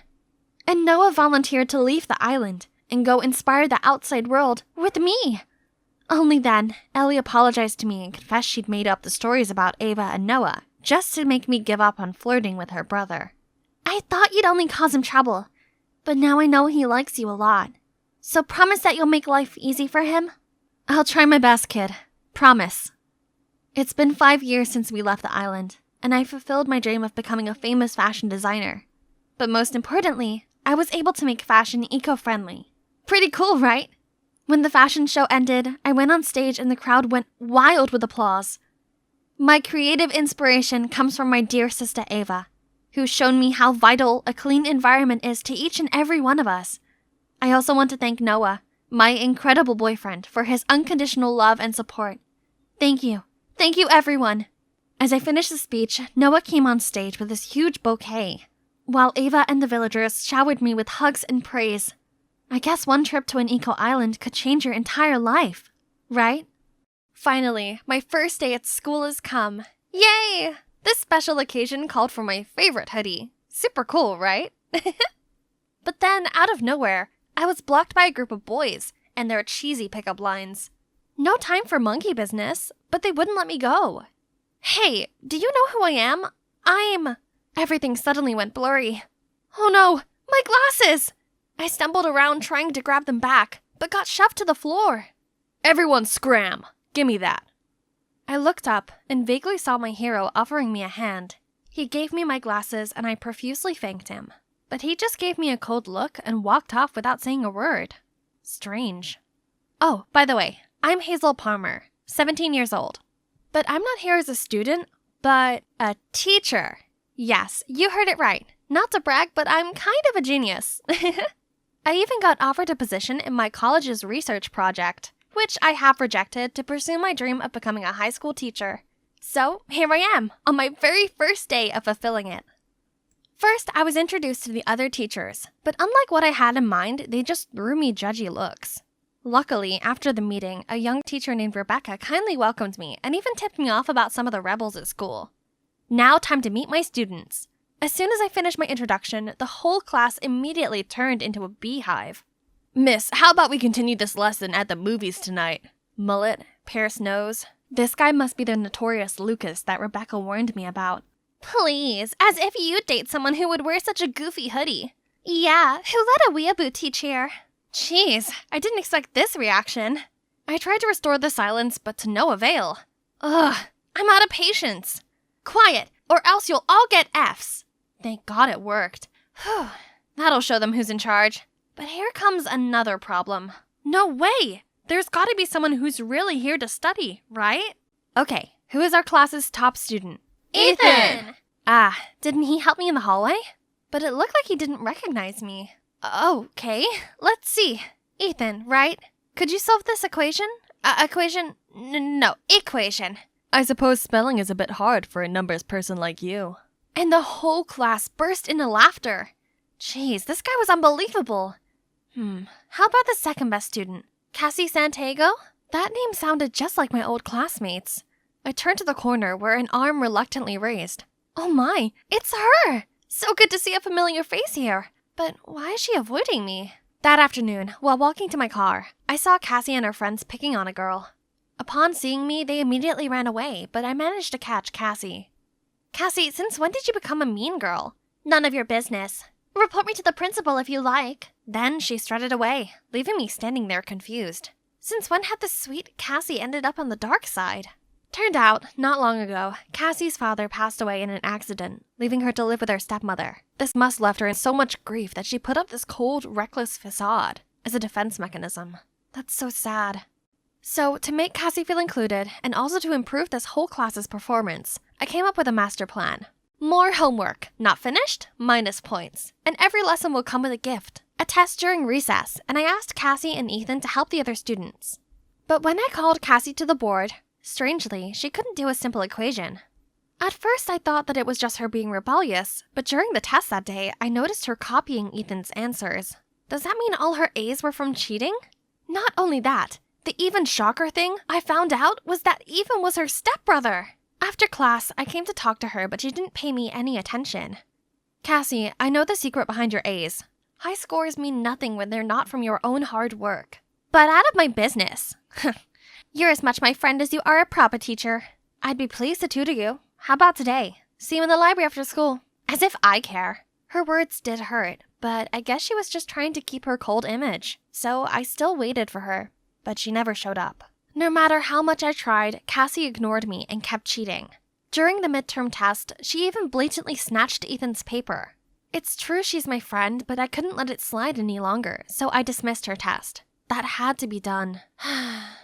On the same day, while I was in the library searching for materials, I heard familiar voices talking. Ms. Palmer is way too much. She even dismissed Cassie's test today. Can you believe this? Why can't she be understanding like you? Cut her some slack, Sadie. She's just doing what she thinks is best. So, that's what my students really thought of me? After everything I did to try and help them, yet all I got back was bad-mouthing? And Rebecca was so nice to defend me like that. No wonder they liked her. A few days later, the unexpected happened. Cassie, Lucas, and a few others came and asked for extra lessons. Finally, they started to have another eye on studying. But little did I know that it's just a ruse from my dear students to turn the following days into a nightmare. And the instigator was Lucas, I supposed. One day, I almost fainted upon finding a huge ant nest inside my bag. The other day, my pants were stuck to the chair with some gum. Fortunately, Ethan always showed up in time to help me. He's such a riddle. Unlike before, not only did he try to defend me in class, but he also helped me carry my textbooks. But I didn't expect him to care that much. One time, I saw him at the car wash where I worked part-time. I quickly hid behind a car, but Ethan just kept walking towards my wash box. I'm here to see you, so no need to hide. Let me give you a hand. After my shift, Ethan took me home. We talked a lot, and I felt comfortable enough to tell him about my mom's health condition, and how I took this part-time job to cover her hospital fee. This side of him was far different from the normal, and it was heartwarming. Suddenly, we noticed an elderly lady who seemed lost, so we offered to take her home. And guess what? She's the grandma of the notorious Lucas. I was truly surprised by how much of a rebel like Lucas cared for his Nana. I could tell he really loved her a lot. Poor boy. She's the only family he got now. Lucas, I know studying is not your thing, but have you thought about how happy your grandma would be if you at least tried? Since then, Lucas stopped causing me any mischief, and so did the other students. Now they could even do simple math themselves. Baby steps. Seeing my effort finally bore fruit, I set up a parent meeting to report students' progress. Halfway through my presentation, a photo of me cosplaying as Sailor Moon popped up on the screen. Oh my god, why is it here? How dare you let this childish thing teach my kids? Then she stormed off, followed by everyone else. I thought I finally had my students on my side. Turns out I never did. Then came the last straw, my mom's medical test results. I couldn't help but cry, letting all my bottled up emotions out. Then, suddenly, a hand laid on my shoulder. What's wrong? My mom's health turned worse, and she needs an urgent operation. I'm sorry to hear that. It's all gonna be okay. Be strong, Miss Palmer. I appreciated him comforting me, and when I felt a bit better, we decided to leave. But the door was locked from the outside. It must have been a prank from my students. Again! We tried banging the door and screaming for help, but eventually gave up and waited for someone to come. This quiet atmosphere sure does have a way of making people open up, and I got to know about Ethan. Seemed like both of us have problems with our beloved family. What's yours? I have a sister. You know who. That I really adore. But no matter how hard I try, she always builds a wall between us. Oh, wasn't this the first time Ethan talked about his personal life? He always put on a cold and distant mask. But I knew deep down he had his struggles too. I was so absorbed in his story that I forgot about being locked up and gradually fell asleep, until a buzzing sound startled me, and countless phone cameras were pointing at us. Guys, check your phones. Look what Miss Palmer and Ethan have been doing this whole time. Oh my! A bunch of photos of me and Ethan had been uploaded on the school website, and from some angles, it looked like we were kissing. Oh no! I tried to explain, but they just threw me a disgusted look. And why was Ethan just standing here saying nothing? This soon reached the principal. He told me there would be a case hearing for inappropriate relationship with a student. How was this even possible? As I dragged my feet to the principal's office, suddenly I heard familiar voices shouting. Why did you do that? I told you to find her weakness, and look what you got. Nothing. I've done everything I could. What else do you want? Everything?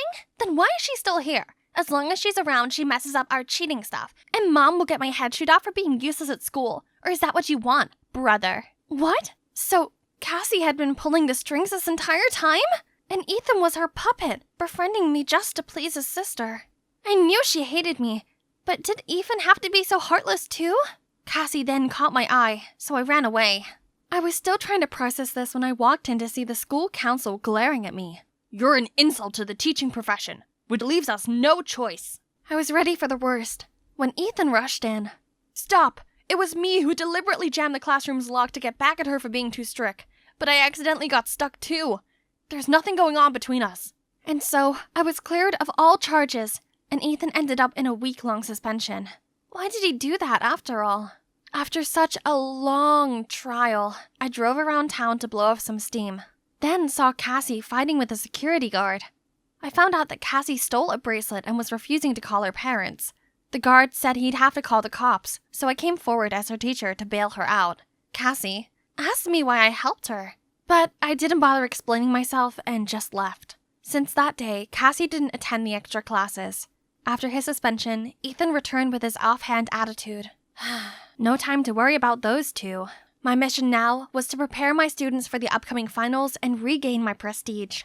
Luckily, they started to take studying seriously and invested a lot in these tests. One day, when I walked into class, some students even asked me to help solve advanced exercises. 2 weeks later, when the results came, my excited students all rushed over to me. Miss Palmer, thanks to you, the questions were the same as the ones you showed us the other day, so it only took us a blink to finish. What are they talking about? Before I could understand, the principal summoned me to his office. As I entered, he angrily showed me the math sheet that I was allegedly teaching in the extra class. What kind of work ethic allows leaking exam questions, Miss Palmer? Leak the test? Me? No! Please! No more excuses. You're fired. No! They can't punish me for something I didn't do. Someone must have framed me. I asked my students where they got that piece of paper, and they said it was already on the table when they came to class. So Cassie and Ethan must have been behind this. Good job, Ethan, for putting up their remorse act just to set up a bigger plan to humiliate me. Okay then, they won. Unemployed and desperate, with hospital bills to cover, I had to work full-time at the car wash, as well as taking night shifts at 7-Eleven. But besides the measly wages was a bonus of rotten eggs and tomatoes, scornful looks, and snarky comments saying I didn't deserve the teacher title. The scandal truly turned my life upside down. Then, when I was at the hospital with my mom, suddenly Ethan rushed in and said he would clear my name. Clear my name? Wasn't he the one who put dirt on me? What was he playing this time? With nothing to lose, I reluctantly went with him. He led me to the school's control room. The principal was also there. Then I saw Sadie standing on stage. Ethan said it was her who discreetly put the math sheet on the table. What? But, Rebecca? I distributed the test like you said, but I'm scared. What if someone finds out? Don't worry, now that Miss Palmer's fired, who else can dig this up? I'm only taking back my position as the beloved teacher who can take cover for y'all. No, I have to tell the principal everything. Who would believe you? I would. Furious, I rushed over to the stage and confronted her. Rebecca, I thought you were my friend. How could you? Don't ask me. Ask your phony self. Weren't you just trying to get the students to like you? What nonsense was she saying? I'm just doing my part of being a good teacher. How could she be so selfish and cruel? Out of jealousy? Miss Palmer earned her students' respect with her pure heart. Look at you. The so-called love you have comes from buttering them up with all your lies. That's why they turned stubborn and make light of studying. I never knew you were that kind of person. How could you call yourself a teacher? The principal couldn't hide his rage, fired Rebecca, then apologized to me and offered me my job back. But after all these troubles, this school had completely drained me. I couldn't take it anymore, so I refused. As I was wiping away my tears, Ethan came to my side. Miss Palmer, I'm sorry for everything I did. I just tried to please Cassie, but now I know I was only hurting you. I've already known about that. I was about to leave when a group of students led by Cassie approached us. Then Ethan told me it was Cassie who helped him with the plan to bait Rebecca into admitting her actions. Sorry for all the horrible things I did to you. Please stay. We've learned a lot since you moved here. Please don't leave us. Such a crazy term. I ended up staying. I mean, this is my dream job after all, and I'm not one to give up that easily. I also talked to Cassie's stepmom about her studying. Turns out she didn't realize her strict approach was causing a rift between them all. Cassie, Ethan, and their mom had a talk, and now they seem to understand each other better. I was so happy for them, and we became friends after that. Time flies, and now my students, or my friends, to be correct, graduated, and would soon fly off to pursue their own dreams. Suddenly, Ethan dragged me to a corner. So from now on, we're no longer teacher and student, right? I guess, but could you still teach me? Teach me how to love you. How long is this gonna take? So much for taking care of me. Lex, starting today, I'm locking your phone and laptop away. Cruel! Isn't one leg cast enough punishment? Excuse me, you don't deserve to have a say in this. If you hadn't bought our daughter that death trap motorbike in the first place, she'd still be intact. Yeah, sorry for making sure she doesn't grow up boring like her mom. Yeah, another lecture on how irresponsible I was eventually turned into a quarrel between Mom and Dad instead. They stopped only when Mom needed to leave for her business trip in Egypt. I'm done arguing with you. I have a flight to catch. I've got my eye on you, young lady. All the way from Egypt? That's kinda hard. Well, at least Dad's here, so I won't be by myself. The next morning, I woke up to see a note stuck to the fridge. Alex, I'm shooting my new movie in Spain for a few months. There is a strict no-phone policy to avoid leaks. So if it isn't urgent, don't call me. Love, Dad. Seriously? Choosing work over me? Why am I still surprised? That's what you get when you have a world-famous actor dad and an award-winning photographer mom. They're rarely home, and whenever they are, they're constantly at each other's throats. All the more reason for me to hang out with my biker gang. I love motorcycles. They're my only getaway. But that's how I messed up my leg. In my defense, I could totally nail that trick and win their stupid bet if it wasn't for that bumpy road. However, not a single one of my homies has checked on me since then. Not even my boyfriend Blake. But what's really bumming me out is that school's out for summer, yet I can hardly move. So, bored out of my mind, I came up with a new way to entertain myself, which was playing candid camera on this whole suburbia. Thanks to my mom's camera, I had eyes on the newlyweds Cunninghams on the right, the Carpenters on the left, a few other houses, and, ooh, Tiny Timmy across the street. I swear to God, I almost thought some hunky guy had just moved in. My childhood friend Tiny Timmy had officially grown into Timothy. He looked just like a muscular version of Timothy Chalamet. Then Tim suddenly sat up and we accidentally made eye contact. Awkward. Looking good, handsome?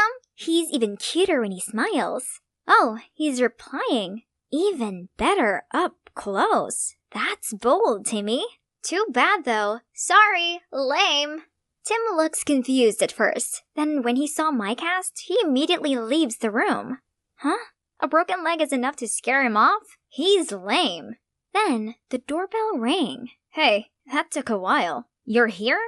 Of course, you need to have a closer look, and could use a hand, or a leg. Yeah, come help this damsel in distress. From then on, Tim came over every day to help me out around the house. He'd been really helpful and even tried riding my motorcycle so it didn't have to sit idle for too long. Other than that bulked up body, he's still the friend I knew back in the day. We still had so much fun playing video games and watching movies together. You have to watch Bodies, Bodies, Bodies. It's nuts. Actually, I thought you might be into Lady Bird. Such a heartwarming coming-of-age story. Ew, no way. Timothée Chalamet is in it. Okay, sold. But how do you know that it'd sway me? I just do. Like how I know you spy on me from time to time, which, by the way, is super creepy. Yeah, right. As if he didn't intentionally leave his blinds open while working out, Mr. Shy Guy. One day, as usual, me and Tim were hanging out, when suddenly my dear boyfriend Blake made a noisy entrance. Babe, you won't believe this. There's a racing tournament going on in the Upper West Side. You have to come. What's going on here? Sup? What do you mean, sup? Who's this little brat? Oh, this is Tim. Tim, this is Blake. Say hi. Hi. I don't care. What do you think you're doing? Watch your tongue. You've been ignoring me for weeks, and now you show up raving on about some dumb street racing contest? You don't even remember that I broke my leg, do you? But, you're mine! Blake was fuming like a bull ready for battle and about to throw hands at Tim, but he stopped his fist midair. A defeated-looking Blake fled off as soon as he got out of Tim's grip. Coward. I apologized to Tim for dragging him into this mess, and he was surprisingly cool about it. Just curious, how did Blake and you become a thing? He's the leader of the biker gang, so I thought he was cool, but honestly, I never expected our relationship to last. Just like every other couple's. Exhibit A, my parents. I see. My dad's a good example as well. Then Tim revealed that his dad left his mom for another woman last year, which really upset him. I could relate so much to his situation. Maybe being locked up at home wasn't so bad after all, since we had the chance to catch up on everything. But the following morning, when I was chilling in my room, something horrible caught my eye. Something blonde. It looked like she was returning a hoodie to Tim. What kind of friend borrows a hoodie and acts like that around each other? Let's see what he has to say for himself. Who's that blonde? What was she doing at your place today? What? Who? She might look like strawberry shortcake, but don't be fooled. Whatever love you two might think you have will soon fade. That sweetness will turn sour in no time. Tim just burst out laughing. What's so funny? What made you think so? You don't even know Annabelle. Don't believe me? See for yourself. I then showed him all of the secrets I'd uncovered in our seemingly quiet neighborhood. First off, the couple from number 9 were both having affairs. The daughter from number 11 was using her boyfriend to hide her real relationship with another girl. And last but not least, the Carpenters, who seemed like suburban couples goal, actually had a far from blissful life due to Mr. Carpenter's drinking problem. In conclusion, there's no such thing as real love. I see your point, but on the other side of the spectrum, genuine love does exist. Tim points the camera towards the Cunninghams. I'm not buying their poster couple act. Then, one day, Tim said he had to work overtime at the library to prepare for an event with, you guessed it, Annabelle only. I had to hide my anger as I watched him drive off with Blondie. With nothing else to do, I decided to watch the Cunninghams. Geez, how could they seem so lovey-dovey all the time? I wanted to take my mind off of Tim, but the more I observed them, the more I thought about him with that Barbie. That's when I saw a book that Tim borrowed for me from the library. Looks like it's time to return it. I Ubered there, but there are many people here as well. Why did Tim say that the two of them would be here alone? Tim's face turned into the scream when he saw me. Didn't think I could get this far? Hi, don't mind me. I'm just here to return this. You should have just given it to me. Oh god, no. I can see that you're busy with Annabelle, isn't it? Yeah. How do you know my name? Oh, let's see. You remind me of that creepy doll who's also an absolute nightmare. Tim then immediately dragged me away. See? He's caring for me, not you, Annie. However, the fun was interrupted right away when I saw Blake outside. Time for you to pay. Tim immediately stood between Blake and me, but to our surprise, Blake signaled for his goons hiding close by to show themselves. Clearly outnumbered, I tried to stop the situation from getting worse. Let's be civilized here. We can sort this out without violence. You're right, babe. We can settle this with a bet. Whoever can do the trick that broke Lex's leg and top it off with the Akira slide can have her fair and square. The loser has to back down. First of all, I'm not some kind of trophy. Second of all, that stunt is incredibly dangerous. Right, Tim? Sounds worth it, though. Have both of you lost your minds? Tim went first, and even though he flunked it, he managed to land without a scratch, while Blake landed on his face. Of course, that fiasco got the whole gang so embarrassed, they scrammed immediately. But I was still so annoyed. Congratulations, you won absolutely nothing. Not that I didn't care about him, I just couldn't stand his recklessness anymore. The next day, I was woken up by a doorbell. So, what are you here for? Sorry about last night, but if you stayed longer, I could have told you that I did what I did because I like you. Romantic styles. I don't even remember since when, but I do remember how sad I was when we stopped hanging out. Believe it or not, I started working out just to impress you. Whoa, what? Tim explained that nothing was going on between Annabelle and him. They were simply co-workers. And he made up that whole thing about being alone with her at the library to see my reaction. What do you say? I can make you believe in love. Tim, don't be ridiculous. Love isn't anything like the movies. It's merely a temporary chemical reaction in your brain that makes you think you're really feeling it. Come on, just give it a chance. No, look at my parents, your father, all the families in this neighborhood. If you ask me, your feelings for me right now will fade, just like mine with Blake. I'm sorry for wasting your time. I thought I was special enough for you to take a leap of faith. Now I know how wrong I was. He then left without another word. When Tim closed his blinds, honestly, I felt a sting in my chest. This is for the best, right? I can't deny the uneasiness I felt without Tim. It's not that he didn't want us to make up. I just didn't know how. Seeing how happy and smiley he was with her, my uneasy feeling only grew bigger. Is this what they call love?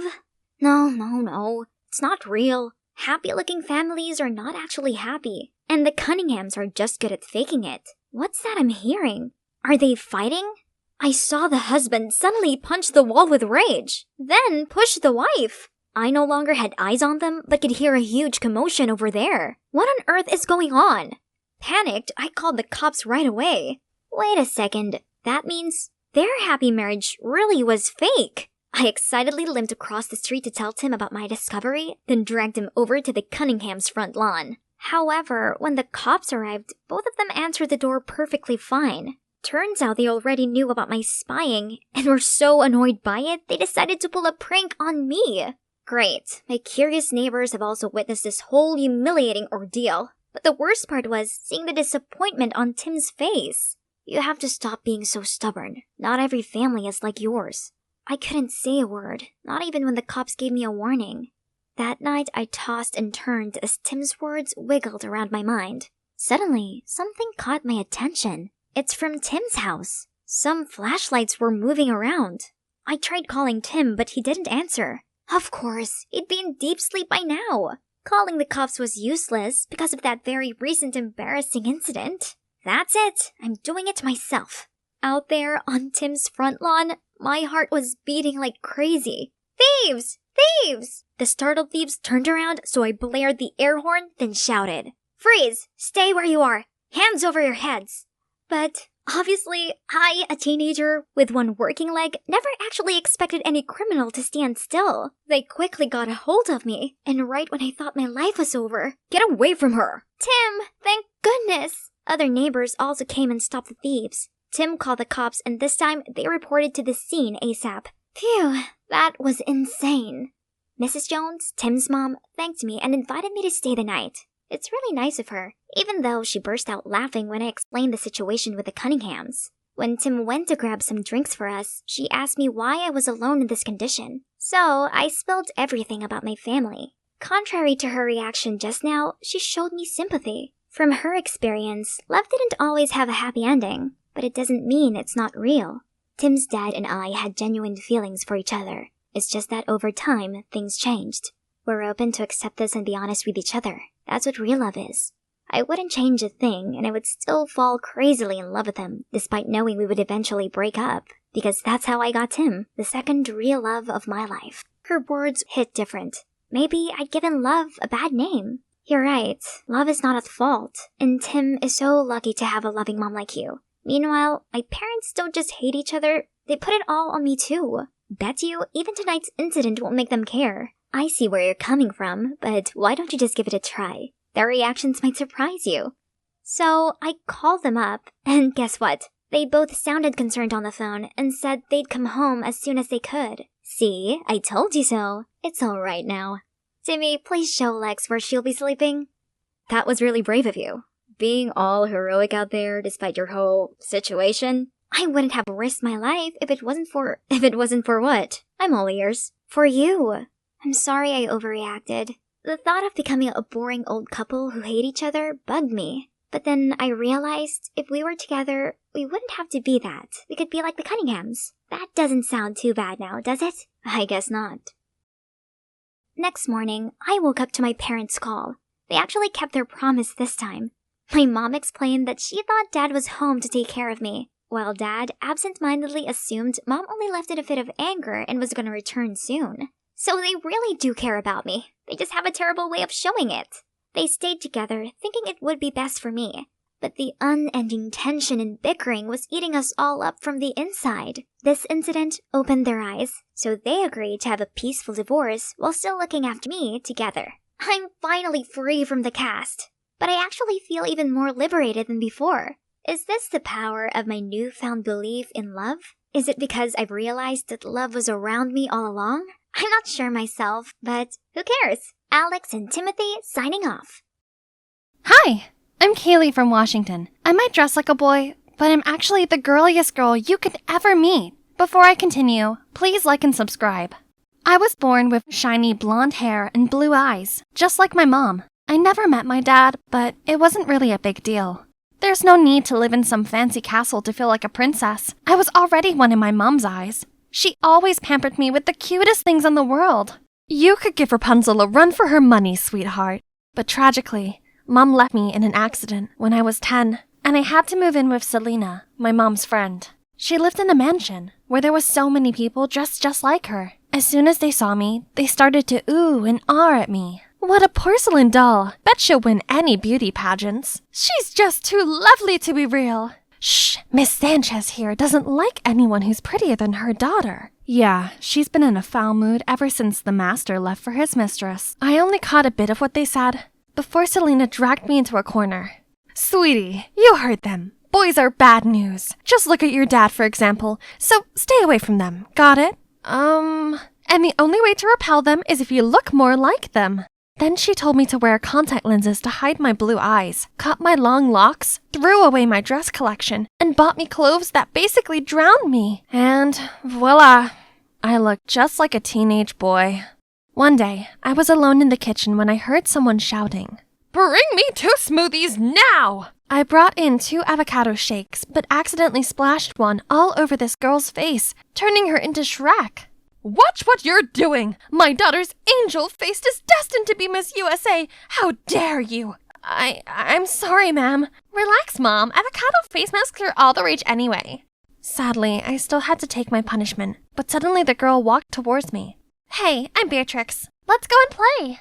But Don't worry, I'm here. My mom won't punish you anymore.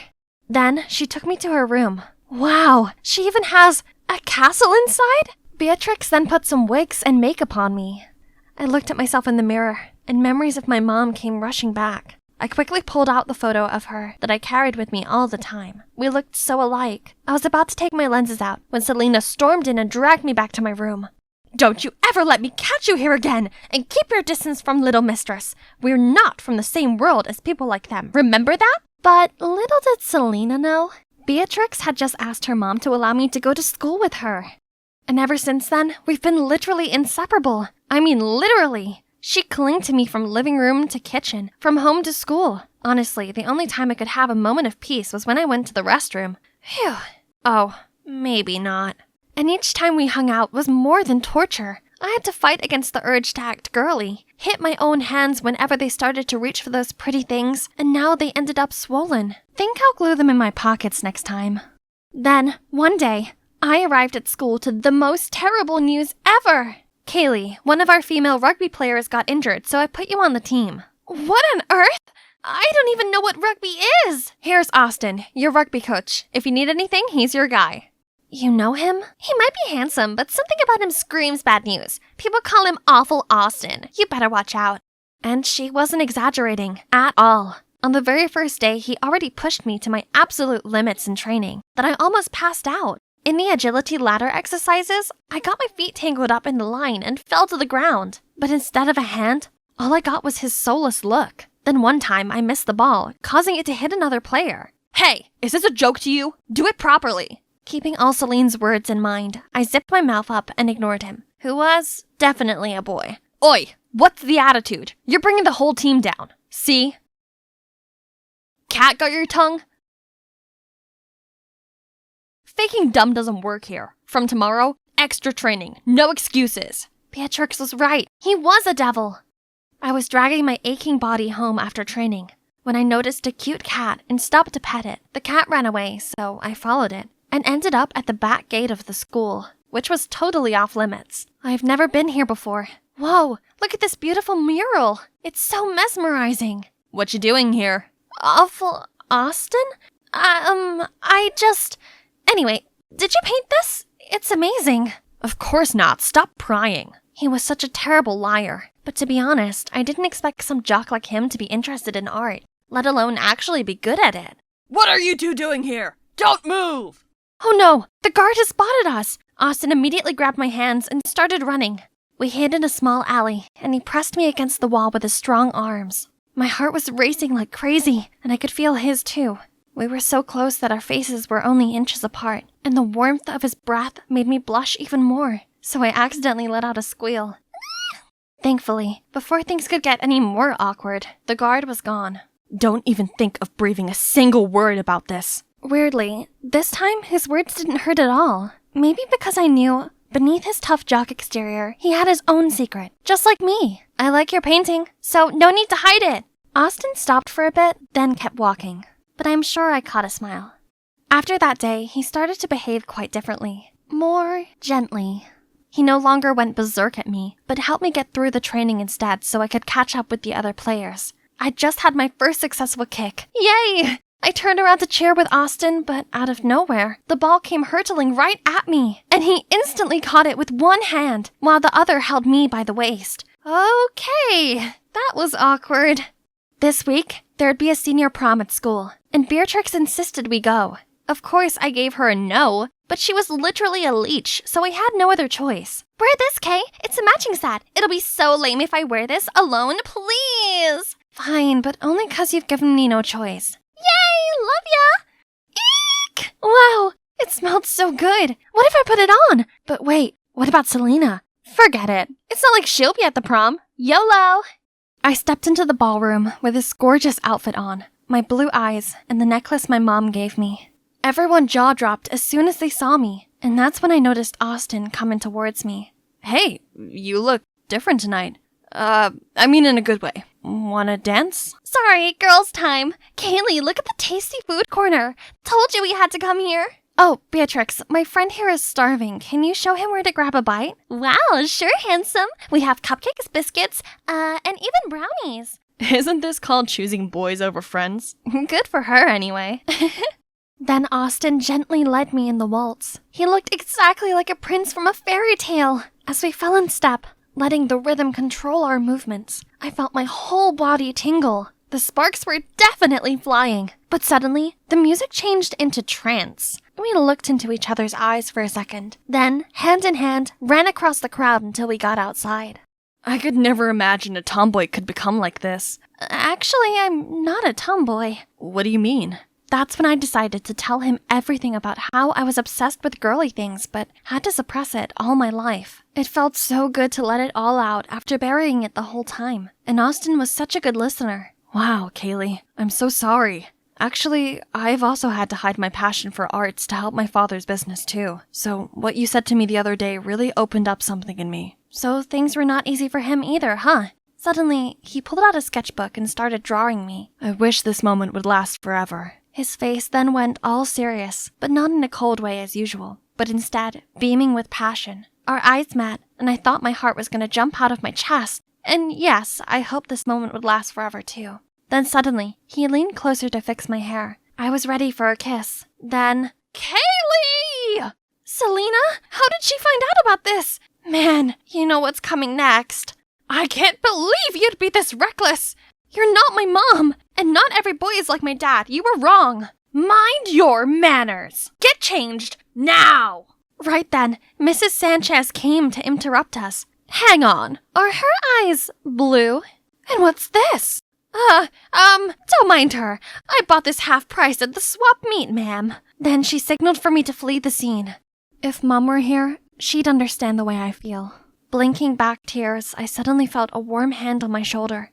Are you alright? I saw you leave with Austin. Did he cut your hair? It looks shorter. I'm okay, Beatrix. Oh wow, I have a similar necklace that my dad gave to me. This was from my dad too, except that I don't actually know who he is. Maybe your dad is my dad? 0 for the joke, Beatrix. Oh, but why did Selena lie about the necklace to Miss Sanchez? So I went to find Selena right after, and she told me the most shocking thing ever. Beatrix's dad, the former master here, was actually my dad. He seduced Mom, who used to be a maid here too. When Mrs. Sanchez found out, both of them were kicked out of the house. Then knowing Mom was having me, he dumped her right away. Selena was afraid Mrs. Sanchez could see Mom in me, and so she had to force me to disguise myself. Wow, this was seriously messed up. Keep your identity a secret by all means or we're doomed. Understand? I was in complete shock, but I knew I had to be more careful from then on. For the whole week after, Mrs. Sanchez seemed to be in a good mood. One day, she even asked me to go shopping with her. But a wedding dress studio? Is there a wedding coming, ma'am? Yes, and it's yours, you filth! You have to pay for your mom's karma for stealing my husband! So, she knew everything? I tried to bolt away, but immediately got caught. Then she took me to this luxurious house, and guess who I met? Kaylee, what are you doing here? Austin? What? What do you want? I was still bewildered when a man pushed a boy in a wheelchair into the living room. Hi, Mr. Fisher. About our arrangement. This is the bride here. She and Ivan here will make the perfect couple. Hope you like this gift as my thanks for your favor. My blessings for the marriage and your family. Dad, what is she talking about? Ivan will get married to this girl. I've already settled everything so that Ivan can have a bright future without worrying about anything. Excuse me? I've had to put aside my art dream to enroll in business school, as you wished, and now you want to control my brother's life too? I object to this marriage, because I love her! Then he pulled me away, leaving Mr. Fisher frozen in shock. Kaylee, I'm so sorry you had to meet my dad in such an awful way. I promise to never let anyone treat you like this again. No worries. I have to thank you instead. Your words really woke up the courage in me. Austin offered to help me talk things out, but it's time for me to fight for my own good. I came back home to see Mrs. Sanchez flying into a rage. How dare you bring your face back into this house? You cruel woman! I will not marry someone else just to pay off your debt! Right at that moment, Selena walked in, and she literally turned into a bull. How dare you do that to my child? I had to stop her from lunging towards Mrs. Sanchez. So how about what you all have done to me? Do you know what I've been through all these years? Her mom stole my husband, and you just expect me to put it aside? Then she collapsed and burst into tears. Suddenly, I felt bad for her. I'm sorry for everything that happened to you, but it doesn't mean you have to punish yourself with it, or grant yourself the right to dictate others like that. She owes you nothing, and you have no right to control others' lives. Right after that, Selena and I packed our stuff and left the house. Walking through that door, we felt more free than ever before. After all that drama, it took us some time to get our lives back on track. From all the money Selena had saved working as a maid, she was able to open her own bakery and take back control of our lives. And so do I. Finally, I'm back to my princess style. But after all those craziest things happened, something never changed. Oh my god, we're half sisters! Yay! My mom said she felt so guilty about what happened, but asked me to keep it a secret. Oops. And about that guy, you ask? He worked things out with his dad, and guess what? He's in art school now. Okay, now tilt your head to the right. Yeah, like that. Gosh, that dress makes you look like a fairy princess. Who dare to make a princess stay still like a statue for more than 1 hour? Huh? The charming artist? Shh, it's almost done. I beg your pardon. Hey, I'm Madison, and I was born into a well-off family. My parents are successful entrepreneurs who always fulfill their dearest daughter's wishes. Beautiful face, supermodel figure, I have both. But unfortunately, I'm not the only one. I have a limelight-hogging twin sister, Olivia. Since elementary school, my sister has won loads of trophies for her singing. Everyone was so spellbound by her that they seemed to completely forget about me. And it didn't help when Mom dressed us the same. Meanwhile, Dad was always like, "Whoa, I can barely tell my two princesses apart. Maddie, if your sister is tied up with her singing, you could help fill in her place in class." Ugh, it's not funny at all. Especially when that kind of came true. Later at 14, when I was still trying to figure out what today's homework was, my sister went and won The Voice Kids. At school, everyone kept giving me gifts and praises just to walk off on me as soon as they realized I wasn't Olivia. Hey, it's not like I intentionally tricked them. Trust me, I'm just as sick and tired of all this as everyone else, so I decided to take action. Ta-da! Did you recognize me? Still Madison here. The one-of-a-kind Madison with pixie hair, smoky eyes, nude lipstick, and this edgy outfit. I look different, right? But... Oh, are you cosplaying Olivia in her upcoming MV? Madison, you're ruining your sister's image. I tried to be different from her, but it couldn't change the fact that I'm the twin sister of a famous singer. There's so many things I wanted to do, but just imagine if I tried out for the cheerleading team or a modeling contest. People would be, "Look at the tragic Olivia wannabe." The name Olivia gradually became something that haunted me, and now she's constantly gaining in fame while I remain in her shadow. I have my own dream of becoming a model too, and I've gone to every audition I could, but so far, no luck. Oh right, let's check on my new video. Maybe YouTube will be the Kickstarter for my rise to fame. Remember to remove your makeup thoroughly, and the last step is subscribe to my channel to stay updated with the latest makeup trends. It's only been 10 hours, but look at this. There are over 200,000 views and 1,000 comments. Yay! Let's see. Like if you watch this just because you thought this was Olivia. When you're boring but you have a famous sister. Olivia, you're the GOAT. Please reply to my comment. What on earth is going on here? No one talked about the video content. It's all about Olivia. Why can't I get rid of that name? I am Madison. Frustrated, I closed the laptop to leave, but turned around to see the mean girls surrounding me.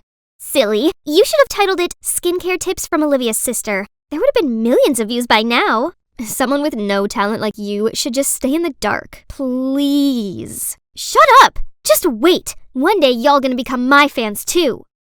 Finally, what a long day. But isn't every beginning tough? Me quitting would be exactly what those mean girls wanted, so I can't give up now. I was struggling to set up my camera when Mom opened the door and peeked in. You started a YouTube channel? Why not ask your sister to help promote it? But no worry. Everyone can obviously see that you're Olivia's sister. You'll probably receive a gold button soon anyway. Ugh, what do you know? I don't even need her help. And please stop entering my room without knocking. Nobody acknowledges my effort just because I look like her. Fine then, just wait and see. In 2 more months, I'll be 18 and be able to do one thing I've been dreaming of. That will put an end to all this unfairness I had to suffer. This is it, the moment I've been waiting for. Right here, right now, I'll be reborn. I'm ready to start my life anew. You can open your eyes and look at yourself, Ms. Lewis. Okay, 3, 2, 1. OMG in the mirror. A beautiful face. A stranger. Not like Olivia's or anyone I ever know. Finally, I can live my life with my famous sister out of my way. I wonder how my parents would react to this face that I myself don't even recognize. Hey, I'm home. Hello? But who are you? It's Madison, aren't you? What happened? Did you get plastic surgery? Plastic surgery? Didn't you say you were on vacation with your friends? Your beautiful face. Why did you? You mean Olivia's beautiful face. I'm done living in her shadow. Then I ran straight to my room, leaving them there all stunned. The next morning at school, all the girls' curious eyes were on me. And the boys? Needless to say, people were buzzing around. But there was no Olivia nor Madison to be heard. Nobody recognized me. I am the one and only now. Hey, Angel, are you lost? Let me show you around. Since when did this mean girl become so friendly? You moving here is the right decision. Our school is the best in the state. Boring! If it weren't for my parents' new investment in this area, I wouldn't be at this shabby place. This fame-seeking silly girl instantly bought my bluffing. Her eyes widened, looking at me like a puppy. Then she did everything I asked her to. Buying me sodas, carrying my bag for me, and even wiping my seat. Suddenly, Alicia walked over and nudged Zara. Where have you been? I told you to get me a latte. And who's she? Oh, this is my new bestie. And you should go get your latte yourself. as I'll be busy showing my friend here around, right? Alicia's frown face was a picture. What a solid friendship these mean girls have. But the fun had only just begun. As the teacher did a roll call, I raised my hand up at the sound of Madison Lewis. The whole class gasped, and you betcha, Alicia and Zara's bewildered faces were hilarious. Didn't see that coming, huh? By recess, the whole school had heard the breaking news. Me, Madison, just got plastic surgery. Some were showering me with flattery, while some just kept judging the size of my eyes or my nose bridge, blah, blah, blah. But no one compared me to Olivia anymore. They just forgot about my famous twin sister. That's all I need. Madison is unique. Ouch! What's wrong with you? Are you blind? It was you going the wrong way, Madison. He looks so familiar, but I still can't think of his name. It's Dylan. Have you seriously forgotten my name already? That's right. My old neighbor Dylan. His family must have moved back to town again. But how could you recognize me right away? You look a bit different, but I can still tell from your voice. Forget the past. I'm the new Madison, the best version of Madison. Then I walked away from him. Now I'm finally free to do whatever I want without being compared to Olivia. I easily got that cheerleading captain title. From this spot, I can see all the impressed spectators and Zara's look of fury. She was the former captain who got dethroned by me. Then I went on and won the school beauty contest too. Alicia's boyfriend, Sid, even dumped her to chase after me. Who's the loser now, girl? But of course, a jerk like him didn't interest me, so I bluntly rejected him in front of everyone. One afternoon while I was going home, Sid jumped out of nowhere and blocked my way. Babe, girls are lining up to date me, but I picked you. Be my girl and you'll see. Come on, just one dinner. Let go of me! Suddenly, a big-looking guy rushed in, scared Sid off, and then offered to take me home. He introduced himself as Isaac, and turns out we were in the same chemistry class. Oh God, how come I never noticed this handsome boy? Probably chemistry had sucked the life out of me every time I entered that lab room, but it's okay. We can rebuild our chemistry here now. After that day, we texted each other all of the time, and a week later, we became an item. Fast, yes, but when you know, you know. Isaac took care of me during workouts, waited in the salon for hours, and even kept me updated with fashion trends. He's just perfect. But one time, when we walked hand in hand at the mall, I caught sight of Dylan's cold face. I suddenly felt awkward and tried to avoid his gaze. Strange, but why bother? Isaac and I were too busy discussing our upcoming plans anyway. I finally released my second video, and no one mentioned Olivia. But Gigi, Bella, Lily, Maymac? Now they're seeing me like those hot girls? Ridiculous! And talk kept coming about how I look like other stars. Maybe she brought their photos and asked the surgeon to copy them, but no way can replica compete with the original. Still, isn't it better to resemble your own sibling than being some stranger's copycat? So, did I really look like a carbon copy of someone else? Again? I rushed to Isaac. He's the only one I can trust. Just a little, babe. But if you don't like it, there's always a way. So I continued to undergo many other surgeries to find the perfect, unique Madison. Isaac was always there to encourage me. He was the one who suggested what part I should fix next. Sharper jawline, thinner nose, fuller lips. He has an eye for this, right? Seems like your eyes still need some fixing. I'll take you there next week. More? I know Isaac only wanted the best for me, but after pouring my fortune on endless plastic surgeries, I was completely broke, and no way would my parents agree to lend me some. Why not ask Isaac, you wonder? I can't do that. I'm not a gold digger. The surgery appointment was coming up, but I still couldn't gather enough money. What to do? What's wrong? Fighting with your guy? Desperate to offload, I blurted out my problem. So, could you help me out? I'll pay you back as soon as possible. I don't know why you think you need all this surgery. If Isaac really loved you, no way would he make you do this. Let me knock some sense into this dude. Dylan seemed so mad. I tried to pull his hand, but to no avail. Thank goodness someone blocked him. That's Olivia. I don't know what she said, but Dylan calmed down and went inside. Then Olivia walked towards me. You're already so pretty, Madison. Don't mind what others say. You guys don't know me at all. I'd rather be weirdly ugly than be pretty, but look the same as someone else. I don't want to be a copy of anyone. Then I stormed off immediately. Waking up after a restless night, I was reaching my phone to call Isaac, then saw an envelope of money on the nightstand. Is this from Olivia? Why did she... Never mind. No time to think, else I'm gonna be late for my appointment. Look, my face has healed just in time for my graduation ceremony. Pretty, huh? But I haven't been able to bring myself to be happy at all, as it's been over a month since Isaac ghosted me. After the eye surgery that day, Isaac insisted I have my nose fixed too. I said I needed more time to recover, but he got annoyed and just left. I've been looking forward to this graduation, which is compulsory for everyone, so he won't be able to avoid me anymore. My parents came too, but probably for Olivia, and today's spotlight is definitely hers. Suddenly, the crowd surrounding my sister gravitated to something else. Hang on, Isaac? Oh my God. Standing next to him is a girl who looks exactly like me, and her dress is identical to the one Isaac once gave me. I rushed over to confront him, but he flung me away. Wow, how buzzing! Both the real deal and the knockoff are here. Can you even tell them apart, Isaac? Stop saying nonsense. My princess is the one and only. Hey, you really do look a lot like me.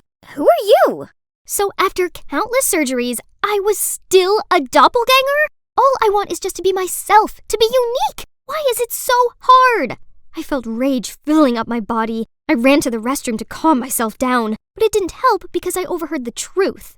Isaac and Naomi broke up when she moved abroad with her family. Guess she's back now. Yeah, how much he must love her to do all this. Great, now I get it. Isaac only wanted me to get plastic surgery to look like Naomi. But once his ex is back, he threw me away like a broken toy. So the gossip girls at school are definitely not missing out on this chance to mock me. Girls, stop! My sister, it's you who needs to stop. Don't you know you're the cause of everything? Calm down, Madison. It's completely normal to look like someone. To me, and to your family, you've always been the one and only Madison. No! I've never been seen as the only one! Then I told Dylan everything I'd bottled up inside, why I absolutely needed plastic surgery, why I was so obsessed with the fact that I resembled my sister. Everybody had always thought of me merely as Olivia's shadow. I never knew that's how you felt.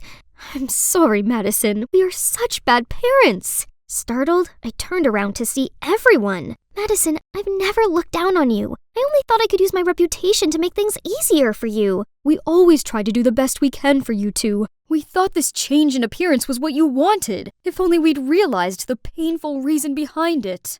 Oh, wow. They actually cared this much about me? I cried even louder and ran straight into their open arms. Maybe Dylan was right. Maybe I really am special just for who I am, not for what I look like. The next day, I went to school to clear out my locker. High school is over. Now I can shake off all the bad memories I had here. Let's start things anew. Oh, finally found you. Naomi, right?